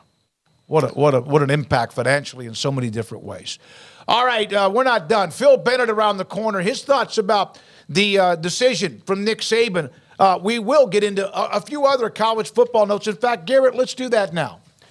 We mentioned Quinn Ewers coming back for yet another year at Texas, and then because of that, you would think the conversation he may have had with Steve Sarkisian, but still waiting on that Sarkisian video that he's home in Austin, and that will probably come at some point. And then again, you don't have to do that, because it's also kind of a look-at-me thing, but I'm sure the fan base would love that. Also today, Marvin Harrison, Agbuke of Ohio State, really among all of the great receivers they've had, another one, says he's coming back. Okay, so that's pretty good news, right? You want to get trumped on the day you decide you're coming back? Marvin Harrison has decided, no surprise here, did not play in the bowl game. He is declared for the 2024 draft. And finally, one more note, and we can all talk about it amongst ourselves, all of them. Devin Neal, really good player for Kansas, back for more. The running back at KU makes it official. He's coming back. Keep the quarterback healthy, and that could be a team that contends for the Big 12 title. I mean, and, you know, if they had not gone through 2 different quarterback injuries last year, who knows what could have happened, and they still managed and navigated it pretty well. But, yeah, that's a team that, you know, again, we don't know what's going to happen in the Big 12 next year. It's going to be wide open. On Marvin Harrison, yeah, that was going to happen. He's going to be a top 5 pick. You know, it depends on where the quarterbacks fall. And the first 3 picks could be Caleb Williams, Drake May, and Jaden Daniels. Then after that, you're probably seeing Marvin Harrison in there. If he gets out of the top 5, that would be a total shocker. Yeah, I think it's great news for Ohio State. The Ibuka news definitely could have gone and tried to ply his trade in the NFL and would have been a selection and made some money, but feels like there's more to do and probably got a very nice little signing deal with coming back through NIL, and that's part of the whole NIL give and take is that you lose guys, but you also have this ability to maintain and keep guys on your roster that otherwise you probably wouldn't be able to. And I think in a non-NIL world, Emeka Ibuka is probably off to the NFL, but in this NIL world, you're able to put together a nice package for him. But regardless of how it worked out to where he decided to stay, yeah, he and Marvin Harrison Jr., you think they would have kind of communicated. There was the jokes yesterday about Saban and Pete Carroll of like, hey, you announce on this day, I announce on this day, you know, or I saw a meme, it was Belichick and Saban of like, hey, you announce on Wednesday, I'll announce on Thursday, and that's, you know, how it ended up working out with those two. But the Ohio State guys clearly did not communicate with separating it a little bit, or maybe they did it on purpose. Who knows? Maybe it was like, hey, we'll both announce on the same day. But regardless, that's great news for Ohio State that Ibuka will be back, and then just not surprising news in the slightest that Marvin Harrison Jr. is deciding to leave for the NFL draft. I think that's been a no-brainer for, I don't know, since before the year even started, basically. I mean, other than a catastrophic type of an injury, he was going to be off to the NFL, and maybe they did plan it out to soften the blow a little bit, you know, like, hey, I'm going to announce that I'm leaving, but also you're going to announce you're staying. But regardless, a little bit of good, a little bit of, or a lot of good, and then a little bit of no surprise there for the Buckeyes. And then Devin Neal coming back to Kansas just continues the good news train for the Jayhawks. They've really got a lot of things setting up nicely for them heading into next season. A lot of it will revolve around Jalen Daniels. You're not going to have Jason Bean to rely on and have one of the better backup quarterbacks and proven experienced quarterbacks in the entire country like you've had the luxury of the last couple of seasons, which you've had to go to time and time again, especially this year. So I do think that's a big loss of big of a loss of a non-starting quarterback as you can have, I think, is what you lost with Jason Bean after this past season. Mm-hmm. So you really got to hope Jalen Daniels is healthy. I know they'll have other options, but I think the whole how high can they take this thing does revolve around Daniels and his health, but having Neal, who's another great returning running back in a league full of really good running backs, is tremendous news for the Jayhawks and Lance Leipold, and they're right there in that mix of the conversation when you talk about next year and look at the 2024 season of, you know, who's going to be near the top. I think you've got to go look at Kansas long and hard, and not sure you put them at the top, but they're going to be in that mix for certain. You know what they also are, Craig and Paul? They're very well built. The foundation is not just like fragile. It's not like hype. It's not just maybe a little bit of, they're pretty good for a year or two. This looks like what Lance Leipold's doing, which he's done before, is building it the right way. By the way, on the Jimmy Sexton note, he represents 11 of the 14 coaches that are currently in the SEC. That's Jimmy Sexton, 11 of the 14. That also includes 2 that are incoming with Brent Venables and Steve Sarkisian. Also, as we heard earlier from Pat Smith, Mike Norvell, Kalen DeBoer, Lane Kiffin are also Sexton clients. He is the what was the Lee Steinberg for many, many years, and now is a few NFL agents that run the show. Yeah, he's the dude for like he just sitting there in the office just talking to Greg Byrne going, okay, well, with this guy and this guy, there's already a flight tracked from Seattle to Alabama, there also was one from Eugene to so like that's all last night and to there was Oregon one from Tuscaloosa. Fort Worth with Sonny Dykes to But a name Football Scoop brought up among, also throwing out Mike Norvell, which just again, since a pit in my stomach. We get it. We get it. We know. God, we get Florida it. State fan is not settled right now. There's a lot going on, but I don't think that he's like the next up in line. We'll see though. But we know Florida State fans are already on edge with the whole ACC thing, but now this is just added to your. Let's talk Kansas basketball. But Mike Loxley at Maryland apparently has a lot of support. Apparently from some Alabama boosters who really like him. That would be an interesting one. He's done a good job at Maryland. Another one of those rehab assignments. Yeah, and he's done he's done a good job at Maryland. He hasn't won the conference. He's played for the conference title, but their offense is prolific. They're exciting, and he was in that pro. So that would be an interesting one. I don't know if the fans would be as nuts about that, but again, you can't do it for the fans. You got to do it for what the fans will like it if they win. That's right. The thing. You can't do it because to win the press conference. So if you want to win the press conference, you call Lane, ask Lane how much it was, and then you've won the press conference and you're done, and nobody else has to worry about things. But yeah, they're going to do what's going to be best for Alabama, or at least what they feel is best for Alabama right now. All right, go ahead. Well, I mean, absolutely. They've got to do what's best for them, and the coaches have to do what's the best for them. And so Mike Loxley is definitely a name with the right ties and experience and having success right now. So I think that is an intriguing name. I am very curious to see how fast this process goes, because I do think you look at that roster and there's just got to be thousands of DMs and phone calls and texts at this point. You see Shedeur Sanders out on Twitter last night. Hey, Alabama players, come to Boulder is basically what his message was. I saw other players from other teams doing the same thing. So I do think time matters here, and you've got to nail this, but it's a very tricky situation because you're trying to do it quickly, but you're also trying to get it right, and there's a big spotlight on this job. And so, it's fascinating how this is going to go and who that guy is going to be at the end to try and keep this thing going. Getting it right is more important than getting it quickly, and it may take a while. I was going to ask Pat Smith this. If this thing lingered, and sometimes they do, I wonder if Saban would okay, I'm coming back for another year to save the ship, but he wouldn't do that.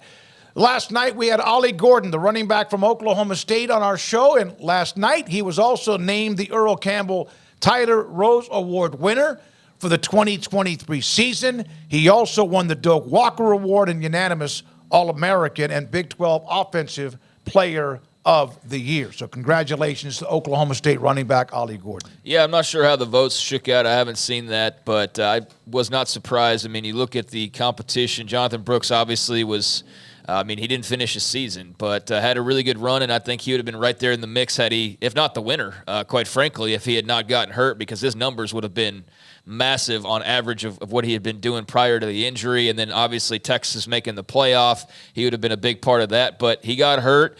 Ollie Gordon was steady train pretty much the entire year. Had some moments like the Big 12 championship game that weren't so hot, but a bunch of huge outings. You look at Jalen Milroe, had some great moments, but wasn't a player of the year above a guy like what Ollie Gordon did throughout. Had he exploded against Michigan, maybe. Yeah. That might have changed some minds if Jalen Milroe had beaten Michigan and then got them into the national title game. But then you look at Ashton Jeanty, had a really fantastic year.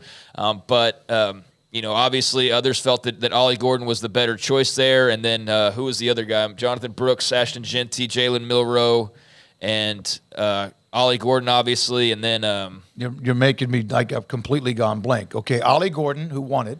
Brooks, also Jeanty. We had him on the show. Caden Salter. Yeah, Caden Salter. And he, Liberty played the schedule that they played. He had a really nice year, but I think when you take into account Ollie Gordon playing against Big 12 competition, that definitely pushes the needle in his favor. So yeah, that was the right choice and the logical choice. And congrats to Ollie Gordon on picking up some more hardware. I know a lot of people that enjoyed meeting him and getting to see him, and a couple of the other guys last night, Caden Salter as well. And I'm already forgetting again. Jonathan Brooks couldn't make it. Ollie Gordon, Jonathan Brooks, Caden Salter, Ashton Jeanty was there. But Ollie Gordon, Jalen Milroe couldn't make it. He was supposed to be there. And the Nick Saban news dropped, and they just basically turned the plane around and couldn't make it. But it ended up being a great night despite that. So, yeah, congrats to Ollie Gordon and to the Campbell folks and to Earl and family, and appreciate them. Just in case you did not know, last night UCF men's basketball beat Kansas, and Mike Norvell is still on the watch list for Alabama. When we come back, Phil Bennett, his thoughts about the Nick Saban retirement. We've heard him talk about Saban and what makes him so special. Maybe some names who are on the radar. This is 365 Sports.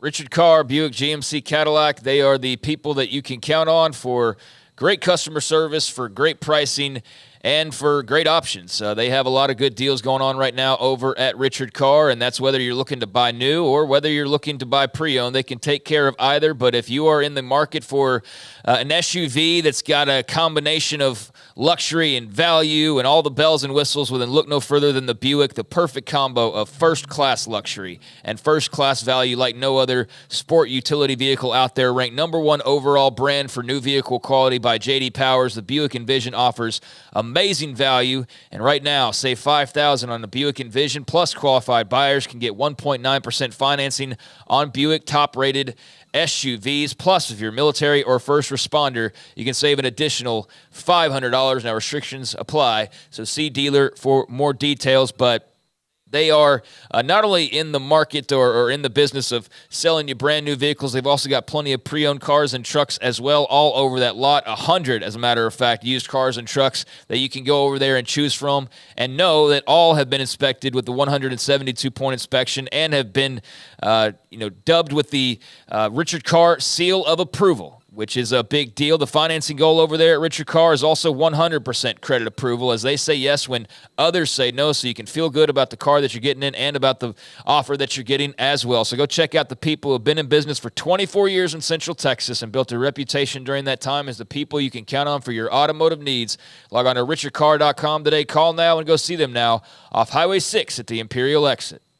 TFNB, your bank for life, is the official local bank of Baylor Athletics. Find out why more Central Texas are making TFNB their bank for life. Sign up for our Edge checking and savings accounts to earn interest or cash back. With 5 convenient locations and an award-winning mobile app, banking has never been easier. TFNB, your bank for life. Member FDIC.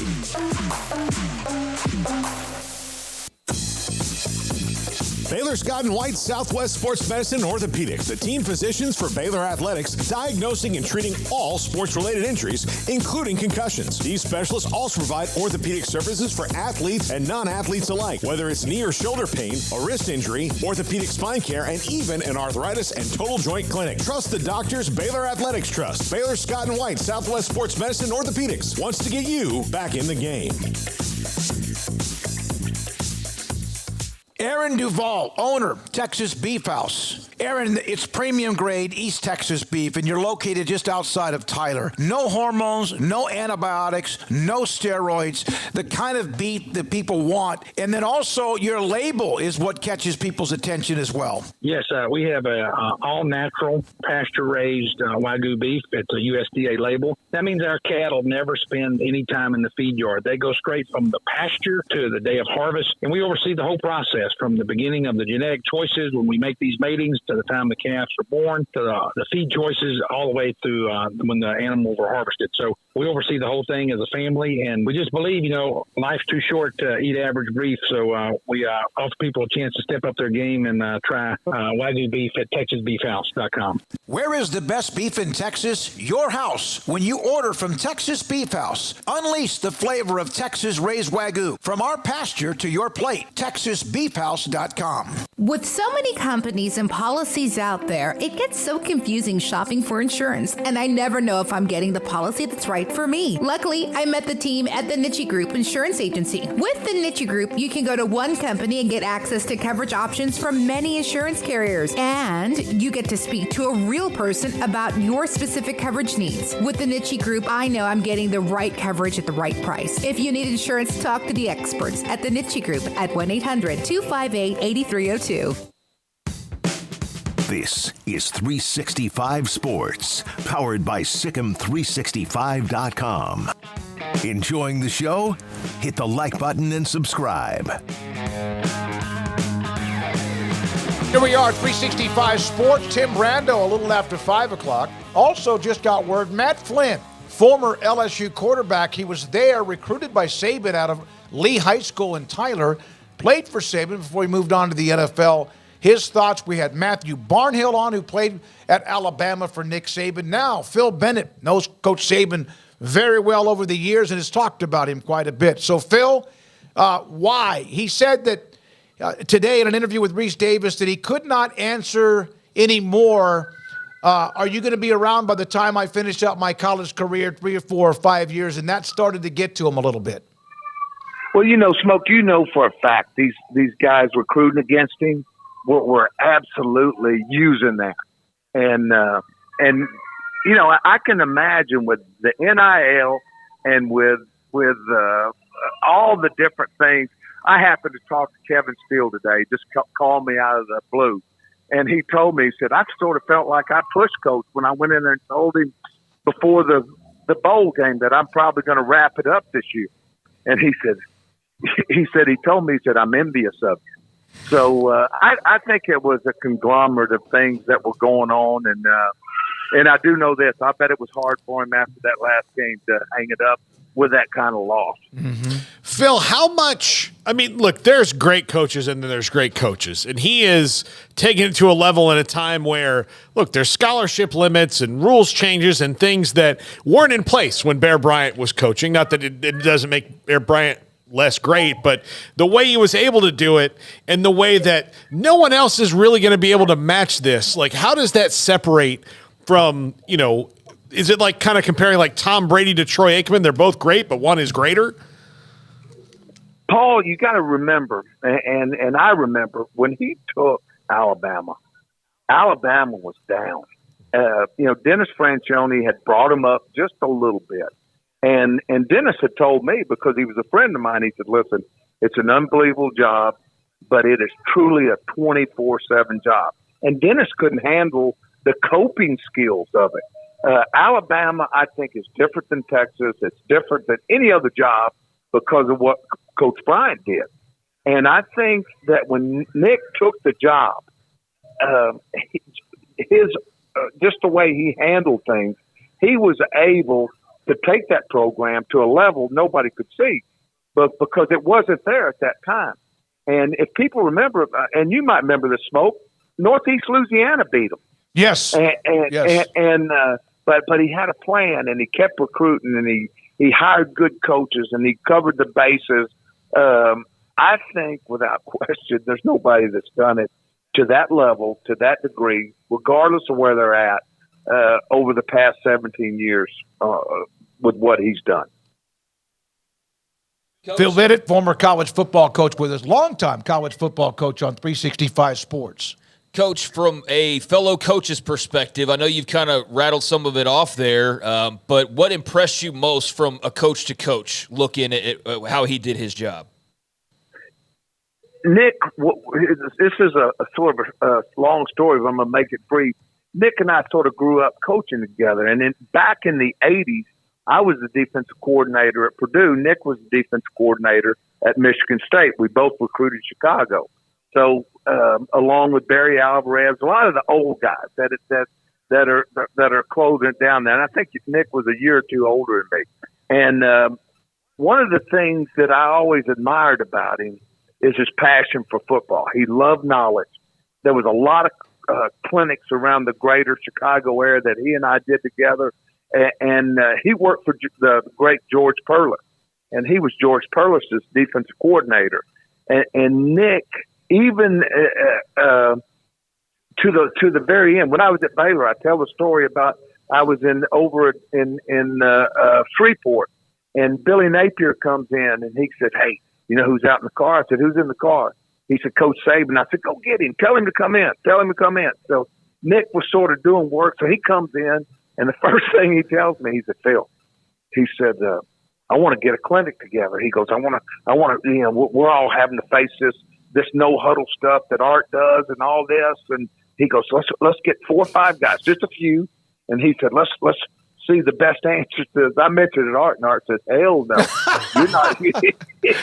He said, and I was excited about it. I didn't think of it. Of course, I'm a defensive guy. I didn't think of it that way. And when I told Nick, I called him. I said, "Well, Art," so he goes, I knew it.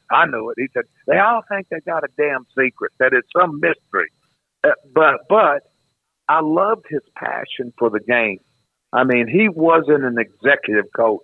He was hands-on. Kevin Steele told me today that he would sit in there in the game plan, and he said, "Phil, he's as sharp as he ever was."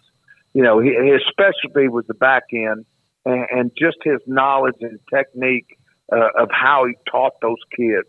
I mean, he was truly a hands-on guy. Now, the other thing that I loved about him is he demanded excellence. Hey, if we're going to do this, we're going to do it 100%, and we're going to do it the best way. And you know, it's like Kevin said. He said, you know, some of us, he said, I think he told me, he said, "You have this ability." He goes, "You can eat a kid's ass out, and they still like you." Yep. He said, "I can't do that." He said, "When I do it, they get huffy and puffy." He said, "Nick can do that." He said, it became a deal where our players knew that Nick kept us in line, that kept the players in line. He had a protocol, and you had to abide by that. And I think it's obvious. That's why they won close games, and that's why, you know, that he won 7 national championships.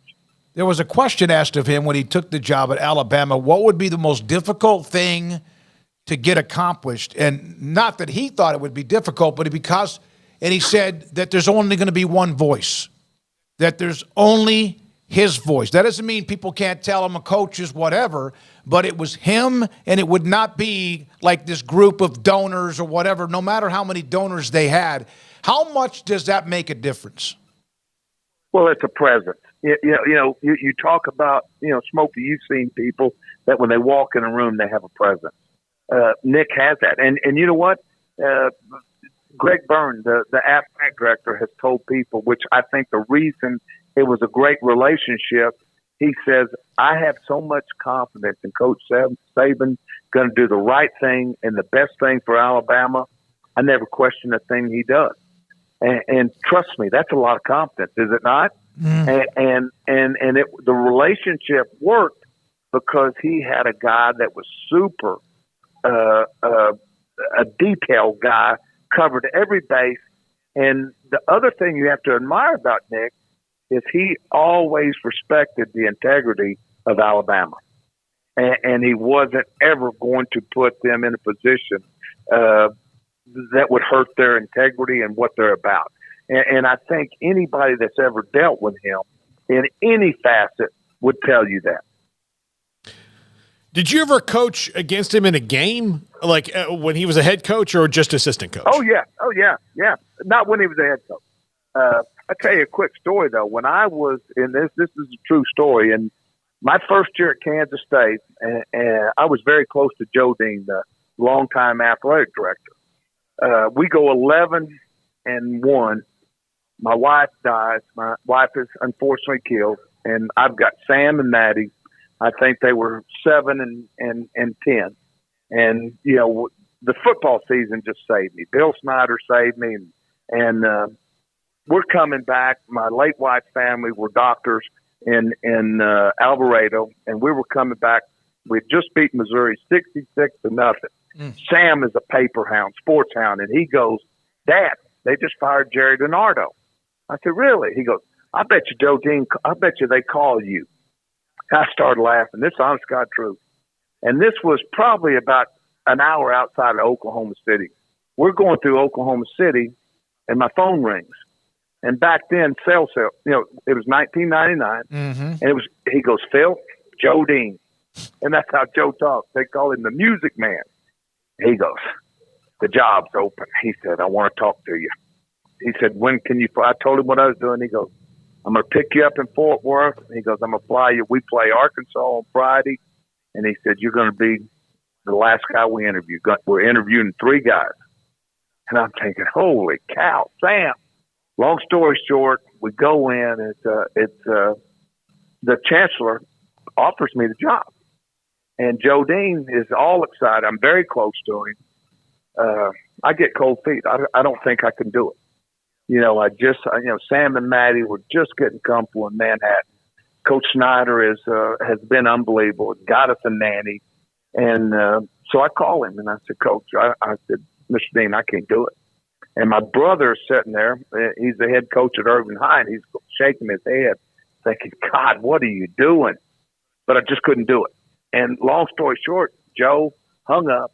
He's upset. Calls me the next day. He goes, help me with some names. We're going through the names. Well, honest to God, Nick had struggled a little bit at Michigan State. And I told him, I said, you ought to call Nick Saban. He goes, I thought about him. He said, he's from that area, actually, I said, he's from West Virginia. He's not like he's far north. And long story short, he gets a hold of Nick's agent. Next thing you know, Nixon is in LSU. And then Nick calls me. He goes, help me with some coaches. And I give him some names, and he hires one of them. Well, the coordinator lasted 2 weeks. I'm not going to give a name. This is a true story. And I get this call, and it's Nick. He said, come work for me. He goes, I'll treat you. I know you got the kids. You'll be on your time. I said, Nick, I'm staying at Kansas State. But he was good. And he was trying to get guys that had a background. And I'd been there.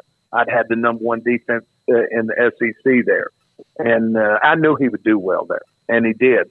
End up getting Jimbo Fisher, Muschamp, really had some good coaches and end up leaving there and going to the Dolphins. And, just has had an all-star career. Has to be one of the all-time greats. Coach, I know everybody's speculating on who the guy will be to replace the guy, and that's a big position. But Dan Lanning's already used this and leveraged it as the big recruiting pitch for Oregon, the fact that he's going to be sticking around despite the obvious interest there from Alabama. Did anybody initially pop into your head, or have you thought about it and thought about who might be, in your eyes, the best candidate? And could you please say Mike Norvell so we can watch Florida State alum Paul Catalina's head explode over here? No. My guy's Dabo Swinney. He is. I was coaching when Dabo played. I think Dabo over the last 9 or 10 years has had 9 of the 10 years he's had 10 wins. Run a program. He's learned. He's an Alabama guy. He was an all-conference receiver there. For whatever reason, that's who comes to my mind. He understands what Alabama's about, and I think. I really do. I think you have to understand what you're getting into. Dennis Francione told me one time, he said, Phil, I've never been anywhere. You can't even go out to eat. He said, Alabama fans are above and beyond anything that he told me he had ever seen. And trust me, he left Alabama to go to A&M to try to have a life outside of football. So I think it's got to be somebody that really understands what he's getting into, because that job, can eat you up. I remember Alabama had a Learjet land at the airport in Tyler because Derek Farmer had taken a trip there, the former Lee running back. He had committed to A&M. Remember? He's a tough kid. And then eventually Francione goes to A&M, and that's where Farmer ended up signing on National Signing Day. But, he got I remember that. Got away from the crazy. That. I told somebody, I said, what's crazy is, you dream. At the time, though, let's be honest. When Dennis took the job, it wasn't the job it is now. Whoever takes that job, it has to understand who they're following. Now, do I think that it can still be a great job? Absolutely. But, I've always told you guys this, coaching matters. And what Nick did and how he ran his program, it matters. There's a reason why Alabama has done what it's done and the way they've done it. Kevin Steele told me, Phil, he said, I watched Nick go out and teach DB drills. He said, I swear to God, you would think he was 25 years old. He's backpedaling, he's braking, that's invigorating. And I know that's the aspect that Nick loved about the game. And some people say, well, what do you think happened? Why he's still healthy? And then I just think, truly, I do. I believe this NIL and the portal, I don't think that he believed he would still be around when it got fixed, because I think it has to get fixed. This thing is out of control. Phil, one more question. You mentioned him, Kevin Steele. He had a bad time at Baylor. He was great before that, but he was on a lot of great programs, hired him over and over and over again, including Saban 3 times. What does that tell you? What does that tell you? I was going to ask you about that. I know that sometimes around here it's a joke because of the UNLV game, but I like the guy. He was at Nebraska with Osborne. So your thoughts about what kind of career he had? I'm 60. It's going to be 69. Kevin's, I think, 65. I've known him since he was a GA at Tennessee. Number one, he's one of the finest people you'll ever meet in your life. He is a football coach. He's diligent. He's a worker. He will tell you, unfortunately, we don't get to do do-overs. He would have do-overs when the Baylor wasn't quite right, didn't make, and Baylor was a different job at that time. Sure. It was. It really was. But look at his resume. I mean, look who he's worked for. Look at what, he's a winner. And you ask Nick this year, who did he lean on the most about everything that was going on? This was one of his most gratifying years because new quarterback, new coordinator, get better on defense. And I'm going to tell you, Kevin did a bang-up job at Alabama this year to help him get, to the Final Four. So, everybody remembers what they want to remember, but I know him. I know what kind of guy he is. I know what kind of coach he is. He could coach any place I've ever been, and I would love to coach with him. Saban, there's a quote from Stuart Mandel, and we got to let you go, too. We appreciate it. Said that he was more involved with the defense this year, in quotations, put a little more stress on me, made me feel like maybe I wasn't doing as good a job as I needed to in other parts of our team. I just have a high standard for how I do things. If I don't feel like I'm living up, etc. That was about just taking over part of the team. That was not a shot at Steele, was it? No. Okay. You just know want why? to make sure, yeah. Well, no. One of the things that happened, they had, and with the previous coordinator that had gone to Ole Miss, he wasn't pleased with the back end, with the secondary. And Kevin told me, Phil, he's running the secondary. He said, that's his baby. He said, but he's letting me tie it up. But Nick has always been involved with the defense, just like I would be. I mean, that's what he does. No, I don't believe, but I think he wanted to be involved because they had young corners, they had young safeties, and he was involved back there. Coach, I have to ask you before we let you go. The national championship was played on Monday night. Jim Harbaugh in Michigan. I went to it. Yeah, okay.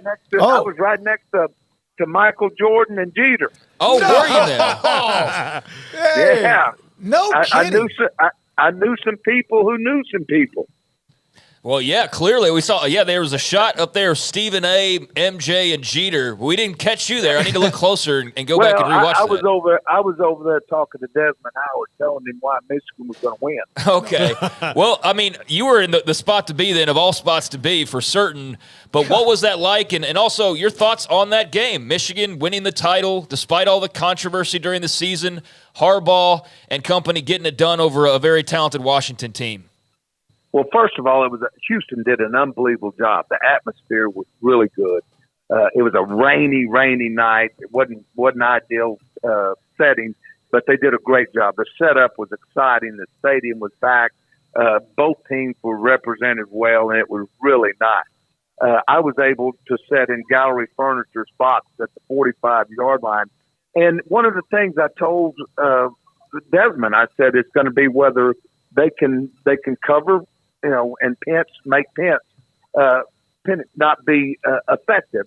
And then the other thing, could Michigan do what they normally do in running the ball, which I thought they could. They did the first half, and I thought that sort of got Washington out of whack. I thought Jesse Minter, whose dad is a dear friend of mine, we played high school football against you. He's a good East Texas guy, Dave. Is he from? Where's he from? Gladewater? Or no? Rick Minter's from Texas High. Oh, okay, all right. That's his dad. His dad was a long-time head coach at Cincinnati. Good guy. Hell, we played each other. He still laughs. He said we both got kicked out of a game because he was holding me and I kicked him. But anyway, they did a great job defensively, and they ran the ball. Now I got to give Washington credit. They made some good changes at halftime. Did a good job stopping the run. And I'm telling you, if the 48-yard pass would have been able to stand, I thought that was a very questionable holding call. That could have been a really special finish. Thank you, man. Great. Glad your voice is better too. You're feeling better. Hey, I was going to tell him you sort of cut me off real fast last week. Well, I hope you don't do your women like that. No. When they're not exactly to your liking. Oh my God! Oh my God! Now I'm going to tell Ahmad Dixon I have something in common. Oh, all right, buddy. Thank you very much, Philip Bennett, longtime coach from all of the various angles of who it might be. And DeBoer still now seems to be the one picking up some steam with Norvell, a part of that conversation.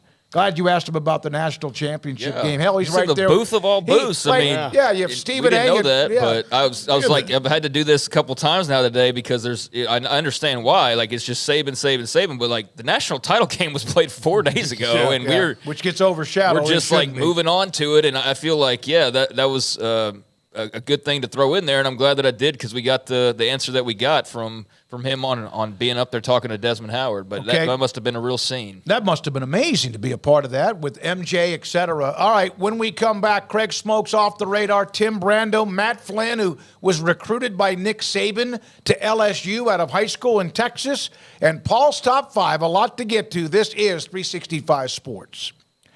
Wagyu steak auction coming up on Tuesday, January 30th. That's this month. That is January 30th of this month. Some of you who watch this show and are a part of whatever you do, whether you're in the chat room or not, have been a part of these live auctions. You can bid in person or online. Their location, the ranch, the Texas Beef House Ranch, located in White House, Texas, right outside of Tyler. Or you can go online and you can go to TexasBeefHouse.com for that specific information. All Wagyu steaks now offered in auctions. Tuesday, January 30th, you know the story. Premium aged Wagyu beef from their pasture to your plate at TexasBeefHouse.com.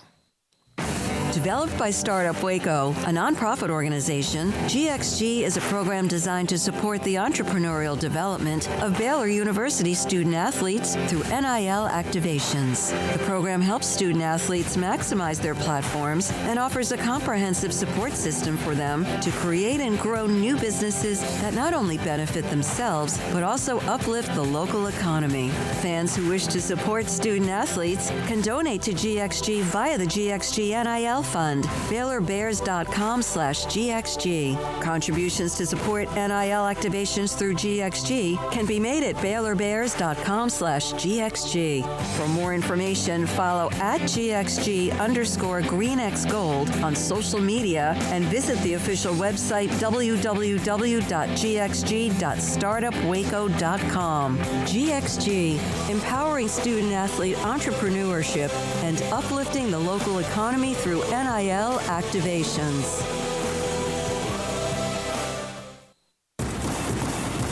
Penny Clinic Men's Healthcare in Woodway is now proud to offer you men an exceptional weight management body sculpting product called semaglutide, also known as Ozempic or Wegovy. Semaglutide is an FDA-approved weight management medication once-a-week injections of this powerful medication offers an average body fat weight loss of 20% within the first year of treatment. In addition to body sculpting, semaglutide also normalizes blood sugars and has the clinical research proof of reducing blood pressure, cholesterol, stroke, and heart attack risk. If you're like most men and you have stubborn fat that will just not respond to typical diets and exercise, then help is finally here. Semaglutide, affordable, highly effective. Google search Petty Clinic Waco and reach out to the Petty Clinic team today for a free consultation with Dr. Petty to see if semaglutide is right for you. Go to pettycliniclowt.com.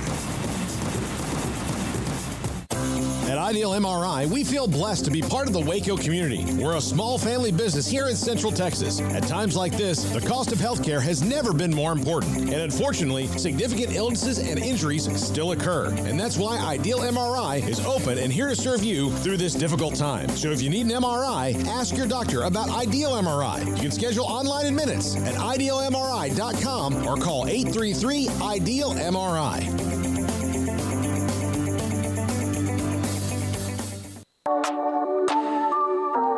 This is Craig Smoak's Off the Radar, presented by Alliance Bank.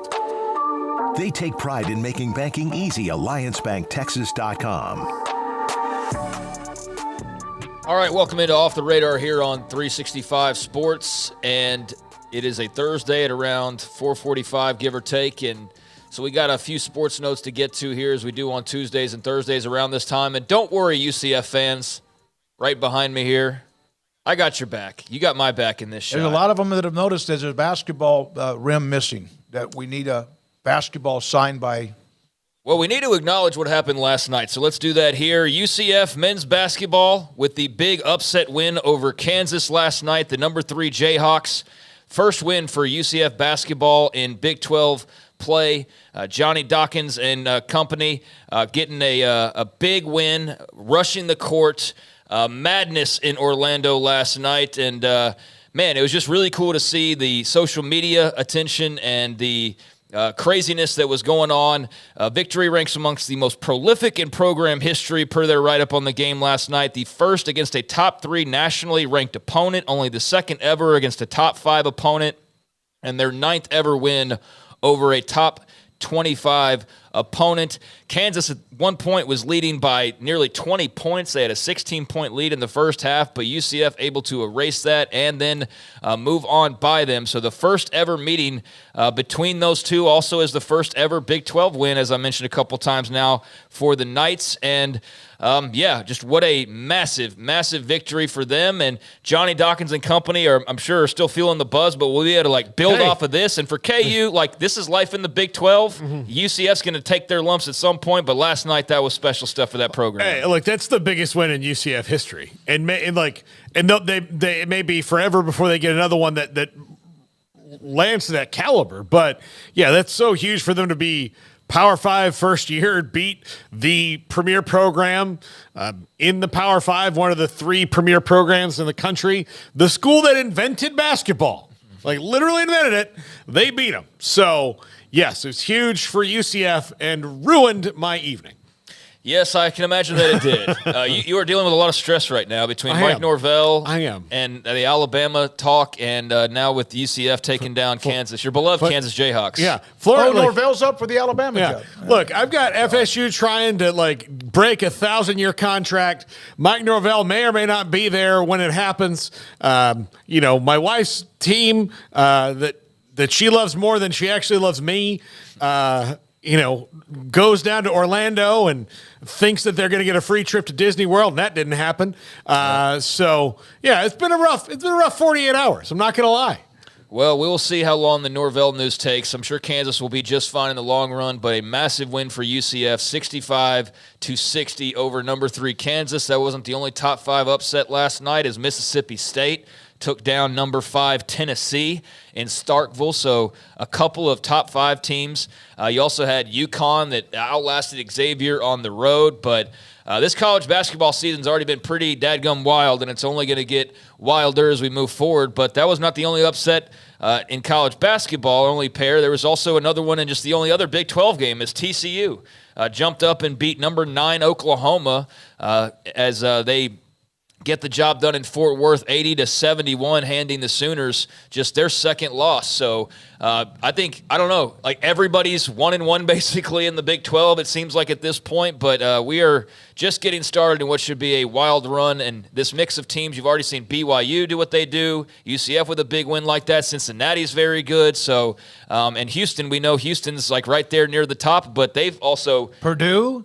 Houston lost, that number 2 team. I mean, there's been a lot of upsets, but I was speaking of the 4 new schools and them coming in but this, with their joining, it's as hectic as it's ever been, it would seem. And so definitely look forward to seeing how the rest of the Big 12 schedule and just the college basketball schedule plays out the rest of the way. But fun stuff there last night. Saw this. This was a pretty wild idea, and this is when your product is not popular enough, you're trying to draw eyeballs to it, but you've also maybe run out of ideas of how to make it more worthwhile. I know we don't talk a lot of NBA on here, but I saw this yesterday. I just thought that this was interesting as the NBA is looking to take their draft, which is already just one night and it's 2 rounds and that's it. And quite frankly, past like the lottery picks, it loses a lot of interest just halfway through the first round, much less by the time you get to the second round. But according to Adrian Wojnarowski, they are now talking about the 2024 NBA draft becoming a 2-day event, June 26th and 27th in Brooklyn. They need final approval from the Players Association, but it was apparently talked about at great length in meetings with officials and executives, and they think they would benefit from having the split first rounds. This, to me, is like... you're just trying to come up with something to make it interesting, kind of like your regular season, because only part of it's really interesting. It's a 3-round draft, a 2-round draft. They're going to move it into 2 days. Yes, and so that's why I saw that and I was like, what? There's 60 picks. Yeah. That's it. And 49 of them don't go to the team that picks them. Thank you for saying that. Here's how you fix it and make it more interesting. Yeah. Just do whatever the league does, and when draft picks get traded, have that dude walk up and hold the jersey of the gosh darn team that he's going to play for. That drives me insane. Look, there's a picture that Kobe Bryant holding a Hornets jersey that was just for show. And Hornets fans for the rest of their lives will have to think, we let the Lakers trade Vlade Divac to us to draft Kobe Bryant. That seems like a really bad idea now. Yeah. Vlade was a hell of a player. He was, but he wasn't Kobe. Yeah, no, he was not. He was not Kobe. But yeah, so they're talking about making it a 2-night event, and I even saw like the hardcore NBA fans who are like, I'm not watching night 2. Like, I have no interest in that. I know for certain I won't be unless there's some players involved that I just have to be looking out for. But night 2. People like Fran Fraschilla love night 2. Sure. Because it's where the guy from Luxembourg that only he knows about gets picked up by the Pacers. But, So we've seen them try to treat their regular season and make it more interesting, this in-season tournament. It's like almost like with the NBA at this point, like just fast forward to the playoffs already. I mean, because that seems to be the only thing that is hyper-competitive and that everybody's on board with. But, yeah, trying to stretch out the draft over 2 days. We'll see how that goes. But, that will be interesting to see what those night 2 ratings look like as compared to like a rerun of Pardon the Interruption or something like that, So trying to make things unique and worthwhile watching. Meanwhile, so much talk about saving this and saving that, but the GOAT in many people's eyes when it comes to the NFL, also the guy who is thankful to have had Tom Brady for so many years, if you ask another crowd of people. But bottom line, just one of the best to ever have done it, Bill Belichick, agreeing with the Patriots to part ways after a star-studded career and many, many Super Bowl trophies. 24 seasons as the head coach there with New England and multiple Super Bowls, 9 appearances, 6 titles, a 266 and 120 regular season record, and 30 wins out of 42 playoff games, number of Hall of Famers, so on and so forth. The greatest player who ever lived, Tom Brady, was a part of that run. Bill Belichick, it's no longer sunshine time in New England. It's a new era, and they will go now search for a new head coach, and he will go on, and we'll see what happens. But Bill Belichick's done. You could see this happening. This was one of those like Pete Carroll with Seattle. It was probably a good time to break, not like a Johnson and Jerry Jones thing, but Belichick maybe needs a little fresh air, and I think the Patriots do too. Super Bowls. He does, and he's not going to stop. Like, unlike Pete Carroll and Nick Saban, Bill Belichick is 15 wins away from Don Shula's record. Right. And as a person who is so appreciative of everything that's ever happened in the NFL, like Bill Belichick is, whatever you think of him, I was talking about him on my earlier show on the Triple Option, and the chat room basically like, Belichick can go to hell, but so like with Saban, yeah. Like same thing with Saban. Well, it's way worse with Belichick, because of all the Which is the bigger story? The Saban story seems to get much more play, although that was yesterday, not today. Yeah, also, but Belichick's going to coach again, so I think that's why maybe it's unbalanced. But he's about to so 2 mediocre seasons in Atlanta or wherever he's going to go, and I think it's going to be Atlanta. If he wants to have a coaching job next week, it'll be Atlanta. If he wants to wait and see what happens in a couple weeks, if there's playoff teams that fire their coaches or whatever, then of course he can probably just call up somewhere and say, "Do you want to fire your coach?" Yeah, I'm here. And go, and go because he's the GOAT in the NFL. But yeah, it's amazing that Bill Belichick and the Patriots will not be a thing anymore.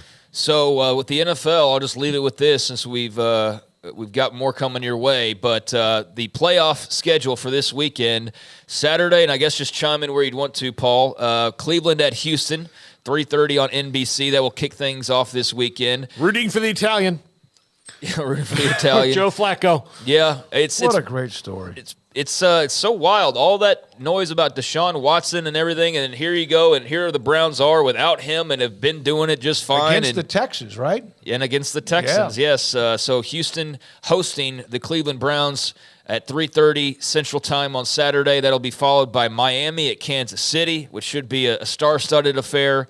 And then on Sunday, triple header, starting off Buffalo hosting Pittsburgh at noon on CBS, followed by Dallas hosting Green Bay, 3:30 over on Fox, and then Detroit hosting the LA Rams, 7 o'clock on NBC. And then turn around on Monday Night Football playoff game, the Eagles at the Tampa Bay Bucks on ESPN ABC, and that will round out a 3-day NFL playoff weekend. So it should be a lot of fun to get all those games packed in and see who moves on to the next round of the NFL playoffs. Cowboys have not been to the NFC Championship game since 1995. They won their third of 4 Super Bowls. It is all there for them to take it. Open up at home, win against the Packers who used to torment you, even back in the 60s with Lombardi and Starr, and then move on to the next round against whoever it might be, probably Detroit, and have a chance to get back to where you haven't been since 1995. As long as Jordan Love didn't learn how to beat the Cowboys when they think they're going to win the game like Aaron Rodgers did, then that should be fine for the Cowboys, who are great at home. But, man, I'm nervous. I mean, couldn't have been the Saints. Like, could it have been a team that they have no playoff history with? Norvell takes Alabama's job. You have the situation at home with KU. And if the Cowboys lose in the first round of the playoff at FSU and the ACC, could it get any better? I mean, that's where I might just leave sports behind and go be one of those guys who goes to Burning Man every year. I mean, just completely change my life. Yeah. Get into other things. Go hike mountain. Look, not to mention, let's throw this on. The Red Sox have forgotten that free agency exists. Yeah, I know. Well, I think a lot of people in baseball have right now the way it's going. But yeah, no, there's their NFL playoff weekend coming up, a triple header. Starting on Saturday, so very much looking forward to that. And there's a few things. Nick, you want to go ahead and get one more in? Tim Brando's good. I'm good. Okay. So there's a few things off the radar. Craig brought up the NFL playoffs. I just saw this from Dov Kleiman from the NFL. Look at Kansas City. The forecast has wind chills expected to be 30 degrees below zero on Saturday night when they're playing.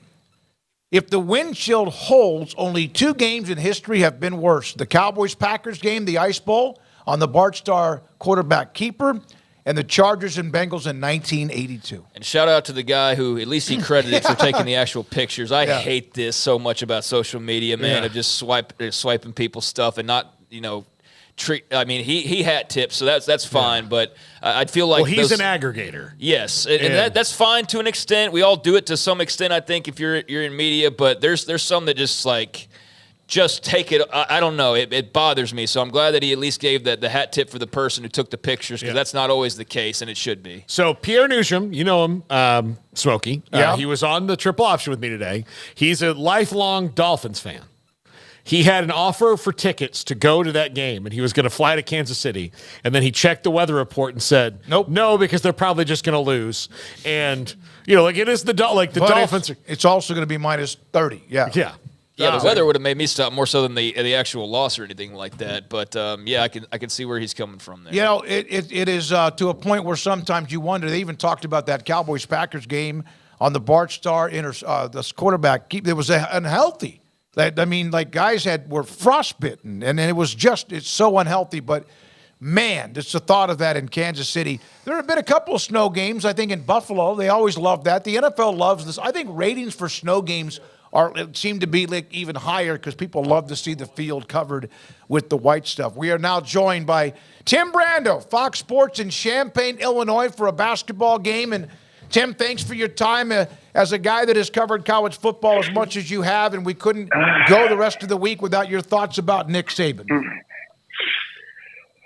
Well, there was a lot to take in yesterday when that drive from O'Hare to Champaign around 4:30 in the afternoon as I was making my way in. It's about a 2-hour drive. My phone was blowing up, as you might imagine.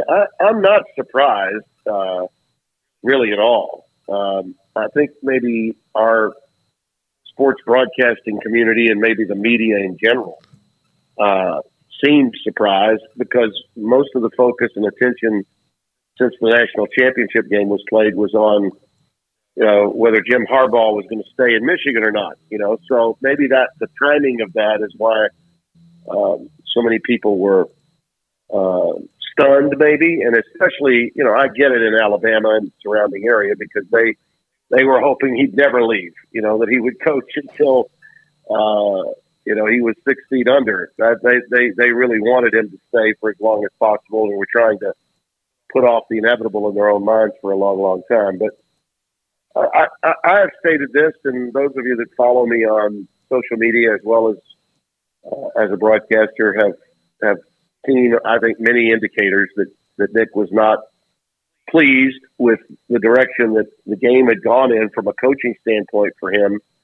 I mean, he would never publicly proclaim that he had as many issues with the transfer portal or with NIL as he did. And even today, I understand he was interviewed by Reese Davis, and I'm sure Reese got as much out of him as possible. But from a public standpoint, he'll never admit to that being a vital issue. But I guarantee it was a contributing issue.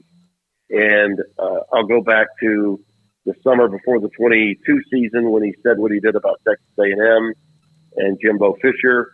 And I think that there were other notable signs during the course of this season at the beginning of the year when discussions about the quarterback position came up and the depth chart debacle where he got really crossways, I think, with a lot of the local media because he didn't want to put out a depth chart showing, which order he had his quarterbacks in. And that was, of course, during the time when they were trying to determine whether it was going to be Jalen Milroe or Timpson or Buckner, who they had brought over out of the portal out of Notre Dame with Tommy Reese. So all of that was the short temper with that particular issue, which I thought was not in keeping with Nick Saban's modus operandi. I thought that those were all signs to me that he was very uncomfortable with a lot of what was going on. But that being said, the other thing I think he said today, and I haven't seen the interview, but I've read snippets from it, was that he felt drained and that it just took so much more out of him this year to get that team where it was.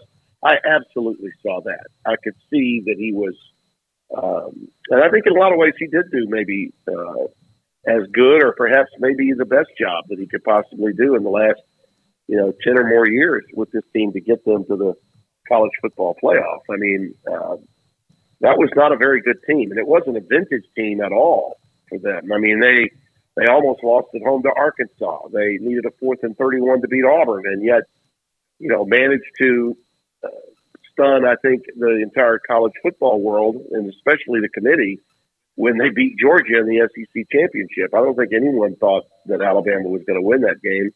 But that became, I think, a game that meant a great deal to him that if he was going to get out of the business after this season, he didn't want people to think that he had lost his step, so to speak, in keeping up with Georgia, and particularly someone that had come from his coaching tree, Kirby Smart. He wanted to make sure that he maintained that SEC championship edge with never having lost to him or Georgia in an SEC championship game, and he did. And that might have been one of his proudest moments, I think, as a coach with this team. So, but I think it did take a lot out of him. And with that in mind, I was not surprised at all that this was the time. I think most of us felt like Nick would wait until he won one more, meaning a national championship. I did think legacy, getting past Bear Bryant to have 7 titles there and 8 overall, counting the one at LSU in 03, maybe meant something to him, but it didn't mean enough. You know, he had enough. And like any great coach that has standards that he sets for himself, he knew that he was not going to, you know, either short-term or long-term or both, be up to the standards he set for himself, and that's why he decided to step away.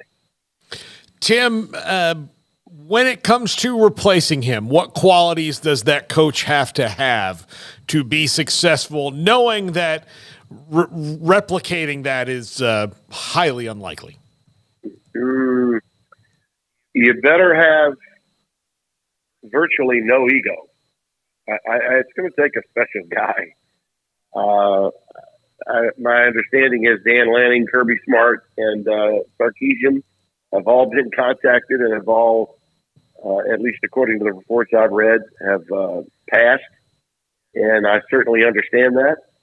And that isn't to say that they have egos, but I think they're also well aware that for coaching longevity, you're probably much wiser if you're not the guy that replaces the guy.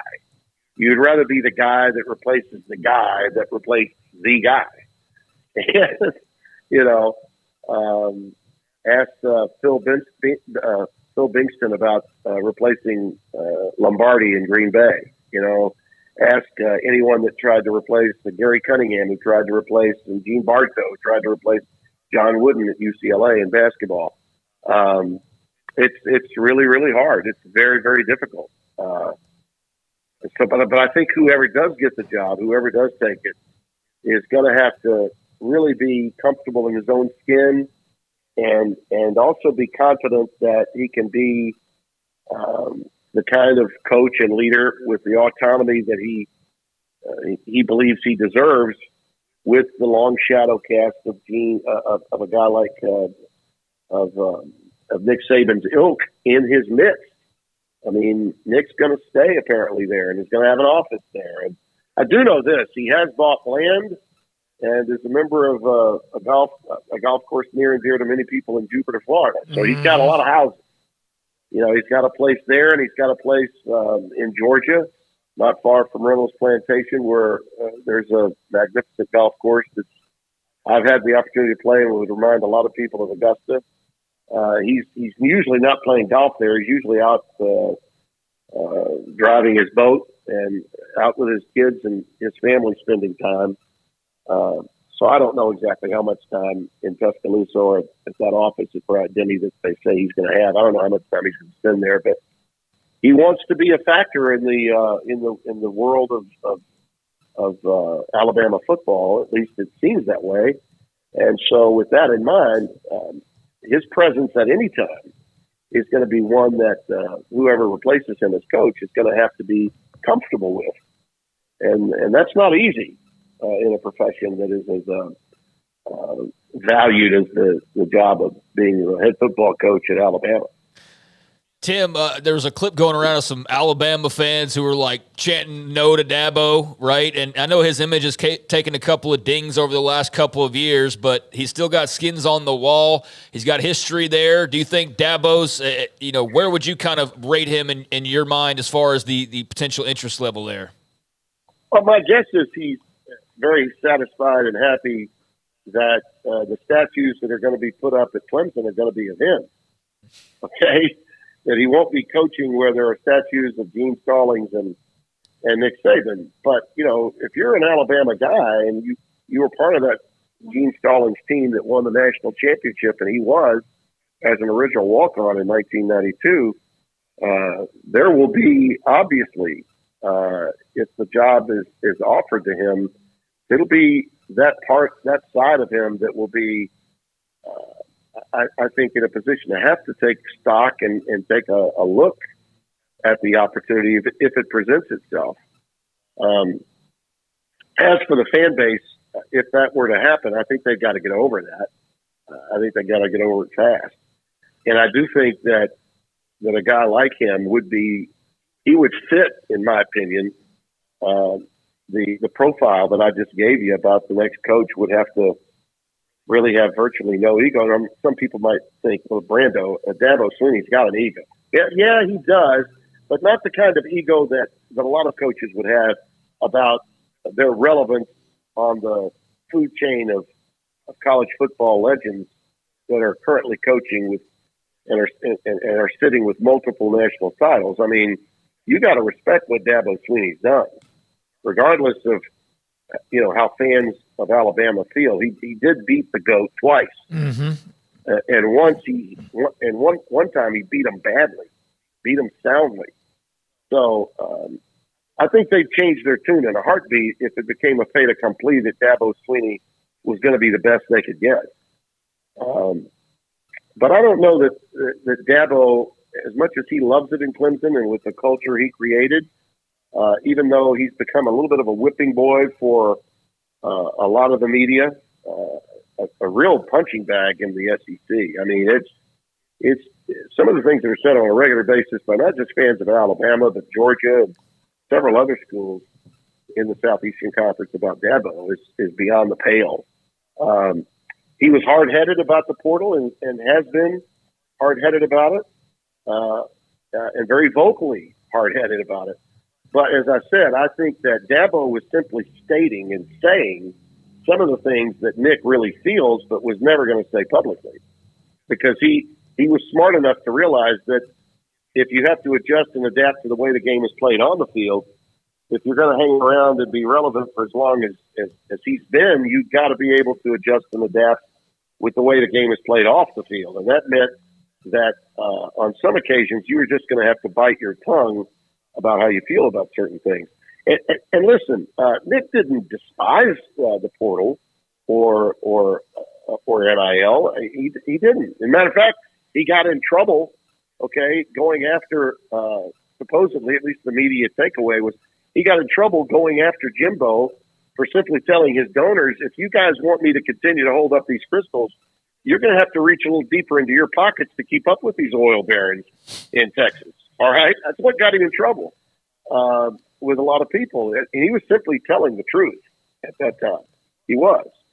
So I think he was just being honest about it. But he would never publicly say that this is wrong. He just, I think, got tired of, and I was at the shoot-around today. Tom Izzo talks to Saban pretty regularly, and he did, after the Michigan game, talk to Nick. They've been friends since his days at Michigan State, and Tom really always said that it's a shame that they let him go. They didn't realize that just for a little more money, they would have been able to keep him from going to LSU at that time. He was not a popular choice at LSU when he was hired by then President Mark Emmert, and Joe Dean Sr. was the AD at that time. He was really considered an outsider, an outlier, and a lot of people didn't know that much about him in the South at that particular time. So, Izzo thought they could have kept him if they had just shown how badly they wanted to. And it's one of the reasons why Michigan State doled out all that money that they did for the coach that they ultimately had to get rid of, was because they were in a similar situation where they didn't want to lose a coach that they felt for the long term would have been the best guy to have. And so they upped the ante and you saw what happened there. But the word on the streets among some people in the coaching profession is that there were some parents of some of the players in question that you're trying to hold on to. And some of them may have indicated, hey, if you can't come up with this amount, we're gonna go someplace else. And I think a lot of old school coaches might, they may have to draw the line at a certain point, and say, and that's happening everywhere. Okay. It's not as if, Nick Saban had to deal with a disgruntled parent that was wanting more money for his kid. That's every coach in America dealing with the portal is dealing with that. Football and basketball. I mean, it's going on. And, but for it to be going on at this stage of someone's career like his, I think at a certain point you just say, why do I want to put up with this? And if that's the case, and that happened with a player or two or three, I don't know, but that's the word on the street that may have been happening. And I think that may have helped him make that decision, put in cement, so to speak. But he was already thinking, I think, for quite a while, maybe through the entire back half of the season, that this was going to be it. I'll tell you this about Saban, because I've known him since he was at Michigan State and got to know him more closely, obviously, when he was at LSU. My daughter was actually in school there. My oldest child was in school there when he was coach, and they won the national title in 2003. And, of course, I was working at CBS, and I was decrying the BCS situation that particular season about USC not having a strength of schedule that was going to get them in the BCS championship game. Turned out to be right. And LSU did, of course, and they got the game with Oklahoma to win the BCS title, while the AP title was given to USC, and kept their championship run going with Pete Carroll and those guys. But during that period, I got to know he and his wife well, some of the members of the family, and he's got a close circle, a very close circle. But people don't realize how many people in his family, his extended family, that he's been taking care of, if not supporting. It's plentiful.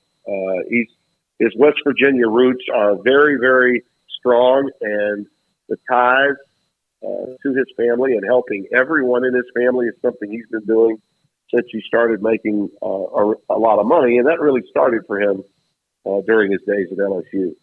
Tim, I know you got a broadcast to do. Wouldn't you love for him to sit down with Charlie Baker, and if there was a symposium, and not just a meet and have Nick Saban try to help fix everything? Well, I wouldn't want it to be with Charlie Baker. I would prefer it be with Tony Petitti, Greg Sankey, Brett Yormark, and all the other commissioners of the FBS Division I college football area. I don't think the NCAA has any business being involved in college football Division I any longer. I really don't. I think the NCAA they did this to college football. Okay, these headaches that we're dealing with, and a portal that has no guardrails, and an NIL that has no salary cap. They are the ones responsible for this. Now, look, Charlie Baker's a politician, and he came in, I think, saying a lot of the things that we wish the NCAA had been saying 20 or 30 years ago. But guess what? It's too late. They kicked the can down the curb for 15 years during NIL from the moment those lawsuits were filed. Okay, and in basketball, that's what began it. That's what began it. The UCLA lawsuit from the player, and that's what began all of this. And we've seen this coming for a long time, but the NCAA did nothing about it, and really put the pinch on all the administrators at these power conferences in football, because the NCAA didn't have any financial stake in what was going on with college football. Now they do in basketball, and they do in the women's game, and they certainly do with the non-revenue producing sports. And they can do a fine job of running those tournaments. And they need to help the basketball coaches, yes. But I think the first and foremost thing to protect Division I college football is for the commissioners of those conferences. Okay? And this is vital, in my view, because I've said this for years, and Nick and I talked about it when I did a one-on-one with him back in 2016 on a program that won us a lot of Emmys called Football Saturdays. I asked him, what do you want to do after your days as a coach? And it was one of the very few times that he would allow himself to speak well in advance, okay, of his future. And he said, Tim, first and foremost thing I would want to do is help make it better. Help make college football at the Division I level better in every aspect. I'd like to help the institutions. I'd like to help the players. And I'd like to make sure that college football is protected and that it grows and that the interest level grows well beyond what it is just in the South, but in every other corridor of the country. Well, that's exactly what I've been saying for years we need to do with expansion of the college football playoff, with realignment, all the different growing pains that you and I have talked about here since you guys have had me on your show. And that is not in line with the NCAA, okay? The NCAA is getting in the way. The NCAA is who decided to leak stories about the Michigan coach to the media to undermine their run to a national championship so that it was not the number one story. It was, in fact, the wrongdoing. And let's force the Big Ten commissioner to implement a sportsmanship rule so we can get him off the field for 3 more games. I mean, that's not helping college football. It's not. And it was the NCAA and its investigators that were back-channeling that story through the media to turn that into a circus throughout the entire fall football season. No, I don't want Nick Saban talking to the NCAA. I want him talking to the people that govern college football at the Division I level first and foremost. Now, if the NCAA wants to jump on board and be helpful, if they want to change their approach, yeah, I'm okay with Charlie Baker being involved. But to this point, as an institution, the NCAA has been nothing more than a neo-colonial outfit that has been lining its pockets for years on the sweat and backbone of the players that have been playing that sport for years. And now it's up to everybody else to find a way to fix it because the NCAA has done nothing but undermine it. So if Baker wants in, fine. But the leaders of college football at the Division I level need to understand that they can't count on the NCAA to do a damn thing for college football at the Division I level. They need to count on themselves, and they need to find a way themselves to put up the guardrails that are necessary to regulate this situation with the NIL and the transfer portal that is now absolutely, completely out of control. So much so that someone that loves the game to the extent that Nick Saban loves it felt the need that, you know what, I'm done. I think I can help the sport another way. You know, Nick loved it too much. In my mind, if there's something that I think Nick Saban would have preferred to have done, if not walk away now, it would have been to find a way to help the sport as a head football coach before stepping into another role. But he couldn't do that because he's coaching a team. And people would always take what he thought he was doing for the best interest of the sport and say, no, this is all about Nick and the selfishness to keep Alabama in the top spot. And I think Saban understands that now that he's out of coaching, his new team can be all of college football. And as a leader, he can bring the suits together. They'll listen to him. And I think he can also go into a room filled with so-called legislative bureaucrats of the sport and get them to listen to him. So he could be a great liaison to bring both sides together so that the people that are involved that are making these decisions have someone there that's with them that can also tell them the needs of those players playing, because none of those commissioners understand exactly the world Nick Saban's been in, just like they don't understand the world that the players live in. And I think that's what he really wants to do. And it's been on his mind, like I said, for at least 7 years, because I broached the subject with him when we talked in March of 2016, after they had won the national championship the first time against Clemson. And he was willing to talk about it then. The conversation that we had was very similar to the one he had with Reese Davis today. Tim, good luck with the broadcast tonight in Champaign and all the other rest of the games you have this season. We always appreciate the insight. Be safe. Thanks for your time, and have a great night. Thank you, Smoak. Great being with you guys. You know that. As Anytime. always, Tim Brando, Fox Sports in Champaign, Illinois for a men's basketball game. When we come back, we'll hear from Matt Flynn, who was recruited to LSU by Nick Saban. Paul's Top 5. This is 365 Sports. Marco's Pizza. Pizza lovers, get it. Marcos.com, where you can go online and order what pizza you want, and there are numerous code words there for you. It could be for the pepperoni magnifico, the sausage magnifico, the two of them combined magnifico, loaded up with pepperoni and also sausage. Or it could be for the pizza bowls that are kind of just smaller and a little bit more contained, if that's what you want, with what you would have on a normal pizza, but in a pizza bowl type style. Sandwiches, wings, soft drinks, salads. But Marco's Pizza, the fastest growing pizza brand in America. 5 locations in Waco, in Hewitt, Woodway, Robinson, Belmead, and in China Spring. Throughout the country, growing and great pizza at Marco's Pizza. Pizza lovers, get it. Marcos.com. It takes time to reach goals. It's a truth that applies to more than sports. It goes for your financial goals as well. You work hard for your money, and you deserve an investment strategy that lines up with your game plan. And Chuck Verneau, your Edward Jones financial advisor, can help. If financial investments aren't putting forth the effort you desire, stop by today for a financial review. Chuck Verneau, 720 North 64th Street in Waco, 254-732-1161. Edward Jones, member SIPC.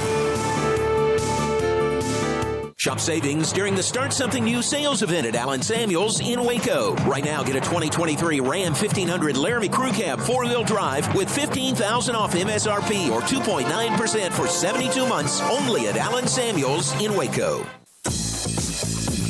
Baylor Scott & White Southwest Sports Medicine and Orthopedics, the team physicians for Baylor Athletics, diagnosing and treating all sports-related injuries, including concussions. These specialists also provide orthopedic services for athletes and non-athletes alike, whether it's knee or shoulder pain, a wrist injury, orthopedic spine care, and even an arthritis and total joint clinic. Trust the doctors Baylor Athletics trust. Baylor Scott & White Southwest Sports Medicine and Orthopedics wants to get you back in the game. Baylor alumni are more than 160,000 strong. When we all join hands to support our university, we don't just move the needle, we move mountains. Working together, we create life-changing opportunities for students on the field, in the classroom, in the laboratory, and in life for generations to come. So get connected, get involved. Learn how at baylor.edu/alumni. Ring in the new year with unbeatable savings on the new 2023 Ram trucks during the Wrap Up the Year sales event at Allen Samuels in Waco. Take advantage of this limited time opportunity and start the new year in style. Shop our great selection in-store or online today.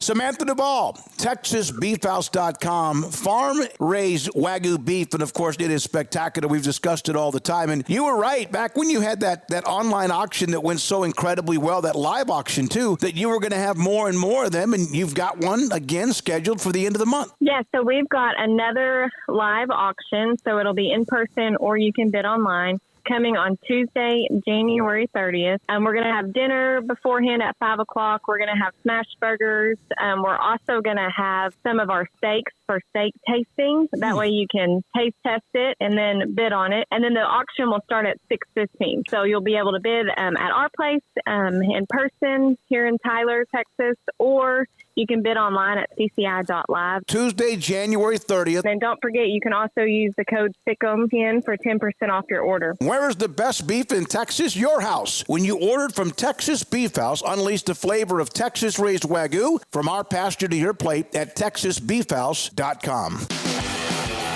This is 365 Sports, powered by Sick'EM365.com. The 5 o'clock hour is brought to you by Edward Jones Investments and financial advisor Chuck Verneau, who'll navigate you through today's financial climate. Edward Jones, making sense of investing. Now here's David Smoak, Paul Catalina, and Craig Smoak. Here we go, 365 Sports. What a day, what a couple of days. I mean, even when the Bill Belichick news, really because of us being so heavy college football, doesn't even get much mention other than what we said a little bit. It's because of the Nick Saban retirement. Somebody that played for him, was recruited by him out of high school at Lee High School in Tyler to LSU, is Matt Flynn, who also had a long NFL career. Matt, thanks for your time. Craig, Paul, And I'm David Smoak, and great to hear from you again. What was the pitch that that Nick Saban gave you to come to LSU? Well, first, Smokey, it's good to talk to you. It's been a long time. Yes, it has. Too long. It has been too long. You know what? It's hard to believe, but that is, it's over 20 years now since my senior year of high school, and I was getting pitched. And I remember recruiting was a lot different back then. It wasn't so much getting recruited out of middle school and early high school. It was kind of more of a blitz on you when you became a junior. I just remember, lots of scholarships coming in really, really fast as a junior spring training going into the senior year. And I knew that I wanted to get my recruiting done pretty quickly. And, I actually had some offers early on in the spring, and I decided to go to some camps and everything to see, go to Alabama camp, LSU camp. I kind of fallen in love with the SEC at that time.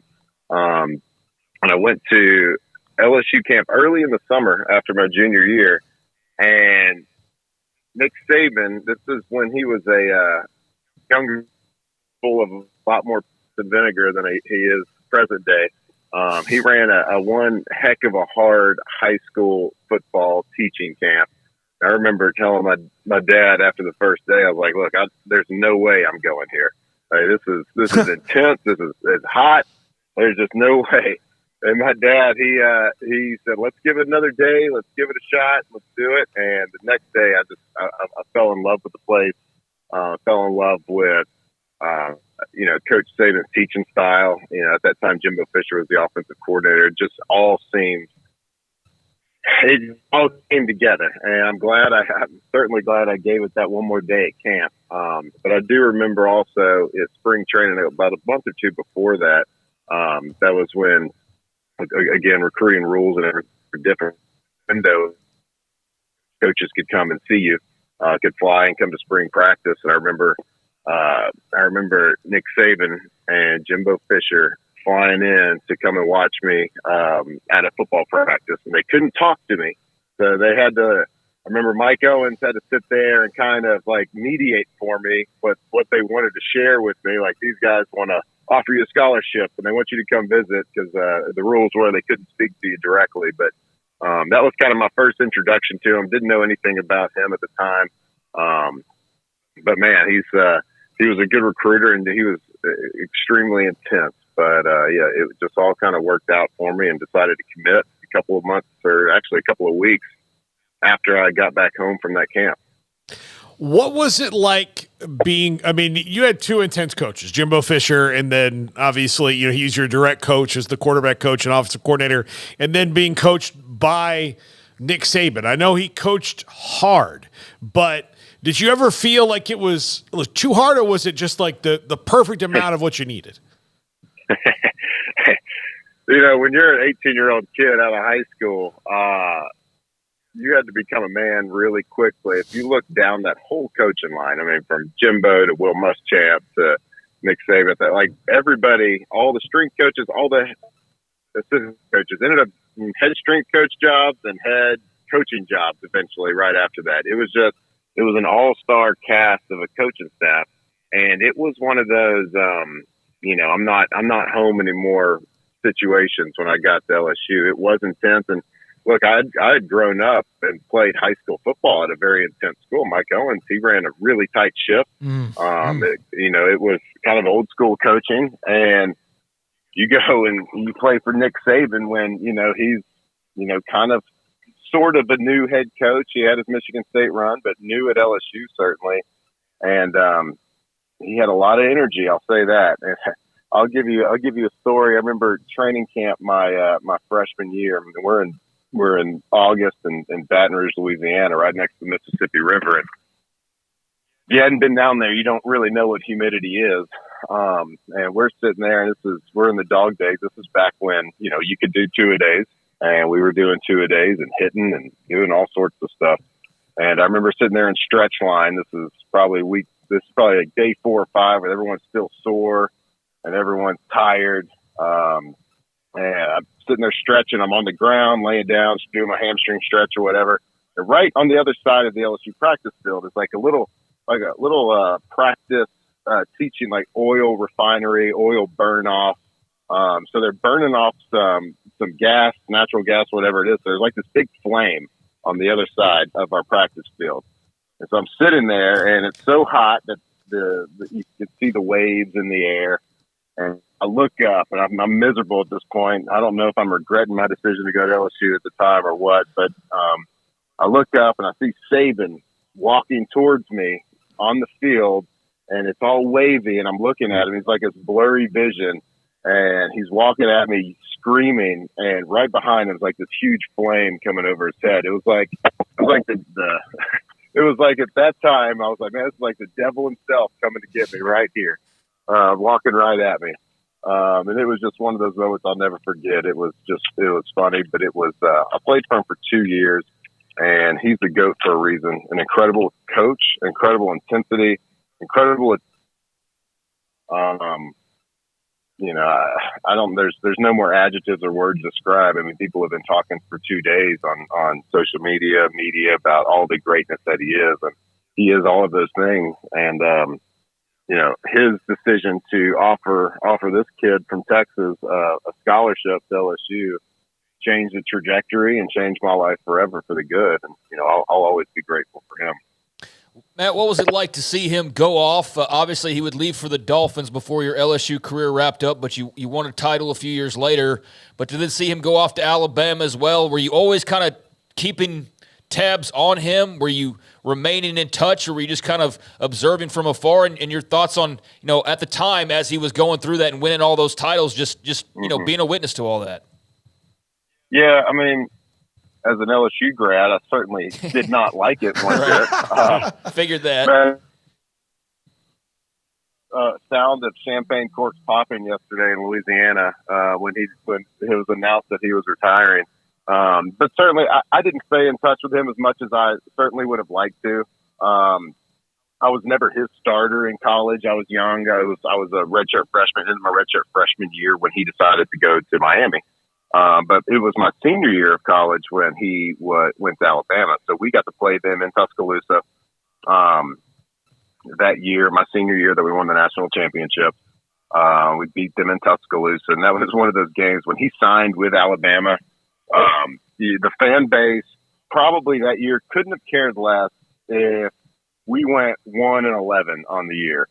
As long as we beat Nick Saban in Alabama that year, his first year back. And, we made it a little dicey, but we ended up beating them. And I just remember him coming out, and a lot of us on that team, a lot of the starters were recruited by Saban.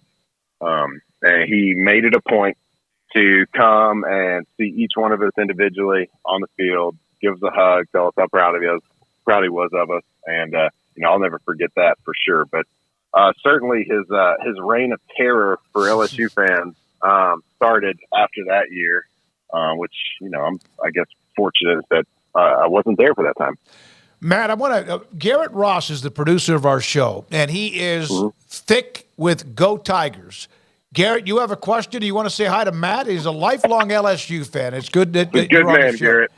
No, I appreciate it, Matt. No, I mean, I guess my question would be looking back on your career, when you look at LSU, what was the biggest what was the biggest draw besides Saban, and what would you tell any player going down there to expect from the culture and the fan base in Baton Rouge? Yeah. You know what? It's not to take anything away from anything, but I grew up, my whole family went to Baylor. My dad played quarterback at Baylor. I grew up going to Floyd Casey Stadium every single weekend. I didn't really know anything outside of that, and I actually just fell in love with the SEC at the time. I guess it was my sophomore, junior year of high school. Actually, randomly enough, in Tuscaloosa at an Alabama versus Tennessee football game. I had never seen anything like it, from the tailgating to the pageantry to the intensity to everything. Maybe that was because I was, at the time, this was early, when I was going to all the Baylor games, it was, at the time, Baylor probably never drew as much as they should at different places. But I just fell in love with the SEC right there. I remember Casey Clausen was the quarterback for Tennessee, and he was throwing to Jason Witten at tight end. And I remember a lot about that game, and I said, I want to go play in the SEC. And then that's when I started looking around. And, Jimbo Fisher was a huge catalyst for me to go to LSU. He was a really good recruiter. Saban was a great recruiter himself, but at LSU with Jimbo as the offensive coordinator, he was really more on the defensive side of the ball. So I didn't, see him a ton. But I think when I fell in love with LSU, just going down there a couple of times. I went down there for a junior day, and then of course the camp, and then just being around and just, I don't know. It was an easy enough drive for me to get back home. Also in college, so it was just a good location. It was good everything. I fell in love with the campus. Fell in love with the South Louisiana. I still live here in Baton Rouge today, and I just knew early on in high school that I wanted to go play in the SEC. Matt, it's great to have you, man. And I know Jimbo Fisher, as you mentioned, had a great influence on you, too. Were you surprised it did not work out at A&M? I was a little bit surprised. I was surprised for sure. Jimbo is a really good coach and a really good recruiter. He's one of those intense guys that wants it his way. But in a good way. That you need that in coaching. You have to have that. And it made me a better player for it. It made me a better professional for it. I was shocked a little bit how it worked out just because of the talent. But it's a crapshoot when you go into the SEC like that, in the SEC West, especially. It's you can't have off weeks. You can't be stagnant. And I think that their offense just wasn't able to keep up with the times a little bit.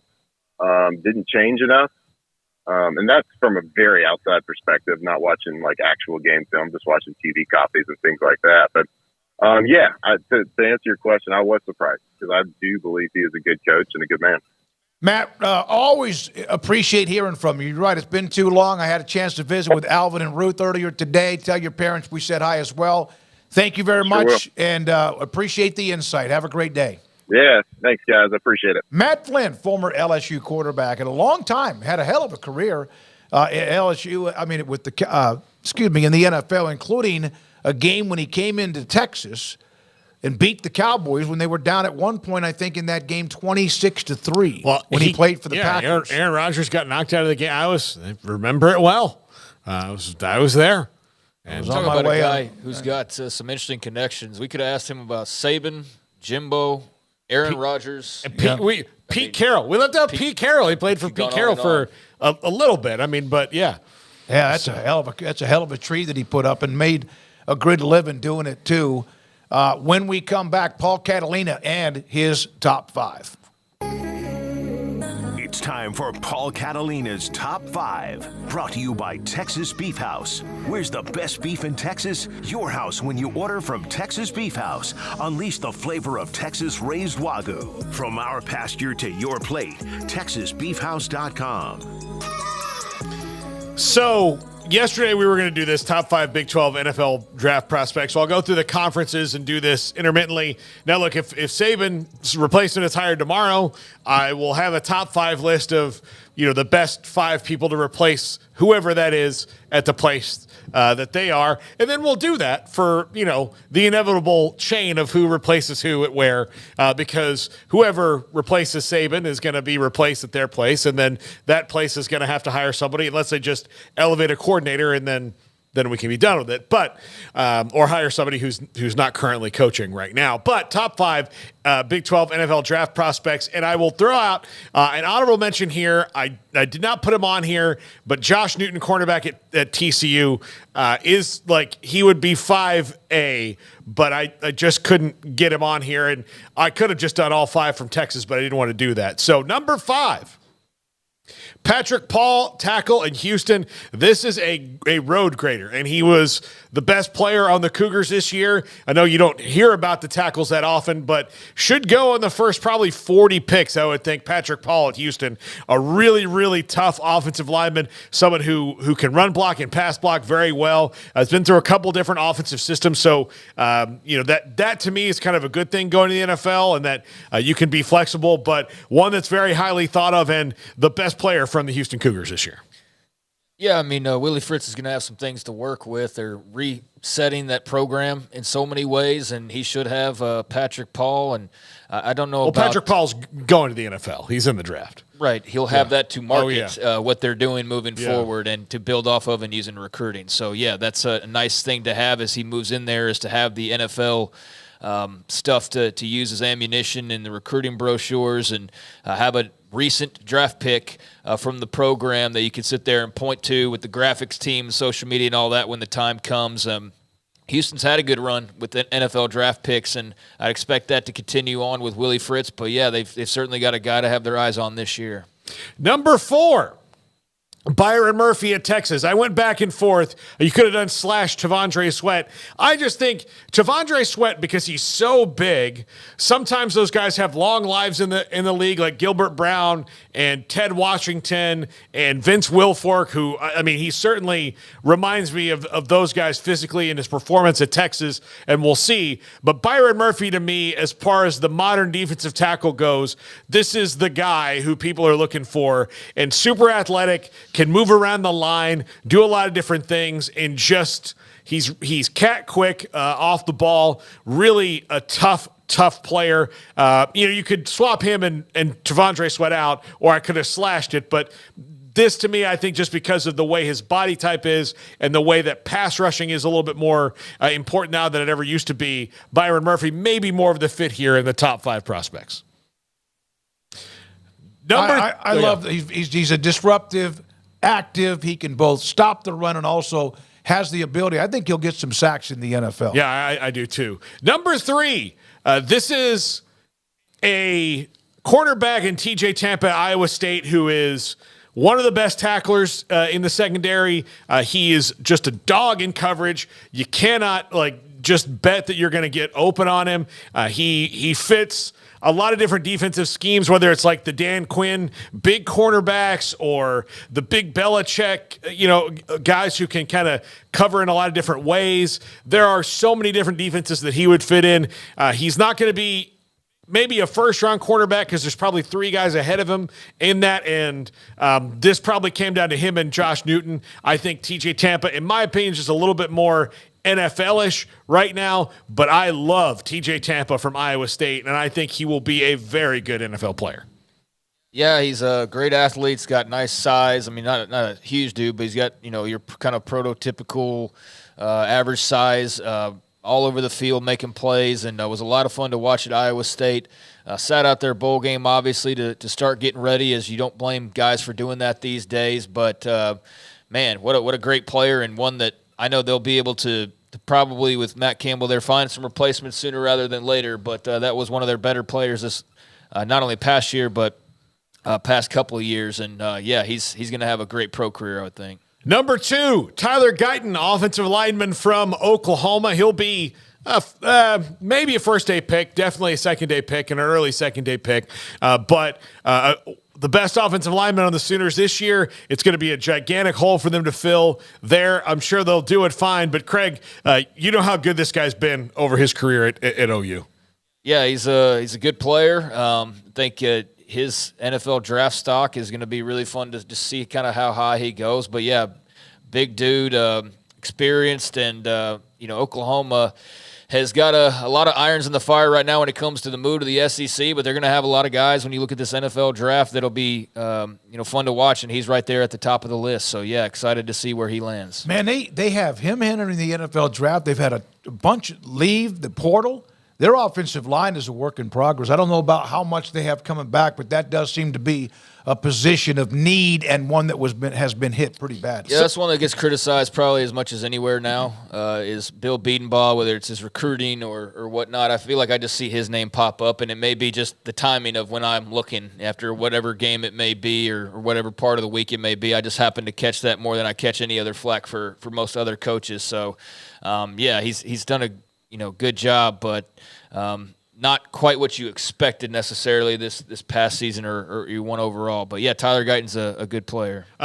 For the fans asking me about Cooper Beebe, he's not on the list. He would have been if there were, if I took Texas and Oklahoma out of this, Cooper Beebe would have certainly been on the list. But since they are Big 12 players this year and they were Big 12 players their whole career, I left him on there. But I do love Cooper Beebe as well. And I agree with my fellow Cowboys fans in here that that would be a great pick for them if they got him and move Tyler Smith out to left tackle. But number one, and this guy just screams NFL wide receiver to me, Adonai Mitchell. He is, when you need a touchdown, that's the guy you go to. When you need a big play, that's the guy you go to. And looking at wide receiver stats overall, like not everybody can be like Marvin Harrison Jr., have 1,000 catches or whatever. But, in a draft that's really heavy in wide receivers, he might get pushed to the middle or the back of that pack because there's some guys that are probably a little more highly thought of him. But as it comes to the Big 12 players that I think go to the NFL, that based on today's NFL will be the most successful, I think this guy is pretty rock solid in that regard because of all the things he can do athletically. Of all the weapons Texas had, the one they threw the ball to when the game was on the line to maybe play for a national title was that kid right there, that young man. That's what they did in general when they needed to play at the end of a game, and that was just the one time it didn't work, was in that national title game. Really, you thought that was going to connect just based on you knew where the ball was going. That's their big play wide receiver in crunch time, and so to be clear, this is your ranking because he might not even be the first Texas receiver taken. No, Xavier Worthy. I like it. I like them both. Yeah. Like again, I just think as far as like Xavier Worthy is a smaller dude. Oh, I like A.D. Mitchell better, but that's why I'm asking. Yeah, he's a smaller guy, so I just. When it comes down to that, like if it had been a top 10 list, obviously Xavier Worthy's on there. Zach Frazier from West Virginia's on there because I know I saw you. Like those guys are on there, but when you're doing a top 5, it's tough. And I picked him because of the size plus the kind of different things he'll be able to do. But Xavier Worthy can go and be a kick returner for somebody next year and just run go routes and probably be in the Rookie of the Year conversation if he gets the right plus system. He might be in a special teams player. But yeah, because he is a smaller guy, so I think that when that translates to the NFL, like sometimes the defensive backs, like they're just so much bigger. Like you don't. Yeah, it's tough. So yeah, that's why I asked that question just to clarify. But yeah, I love Mitchell as a player.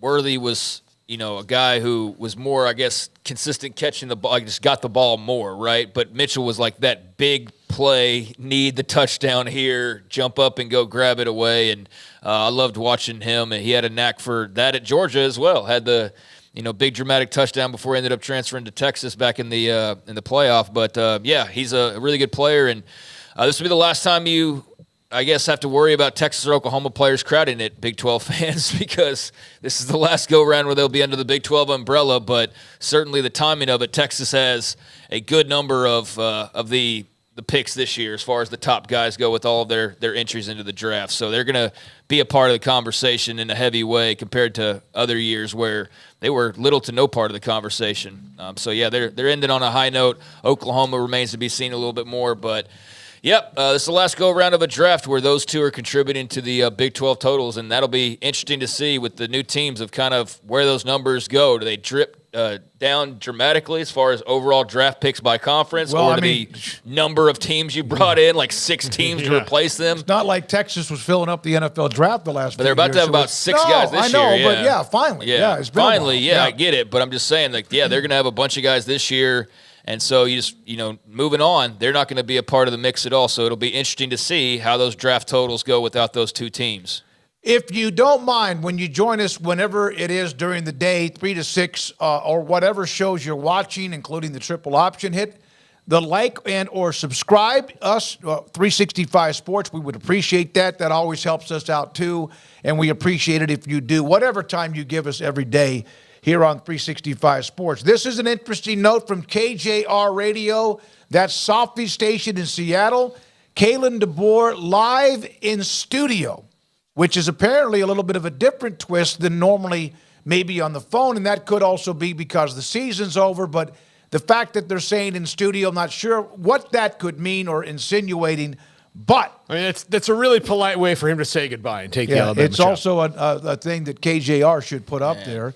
And on if the he were Texas to do that, thing, that'd be the best villain move ever. Oh, my God. To roll in there and be like, oh, you thought that I was staying because I was doing just wanted this. to say goodbye to you guys. We love you, Softy and Dick. If it's not him, and he's going to go ahead and announce he's coming back, well, you're on the clock, Mike Norvell, unless you take what he tweeted out earlier as a sign that he's staying. But him, Dabo, where's your statement? These guys are going to have to come out with their own little proclamations of their intentions. I think it'd be a baller move if they don't. Eli Drinkwitz, all of them. Yeah, I think it's a baller move that they don't.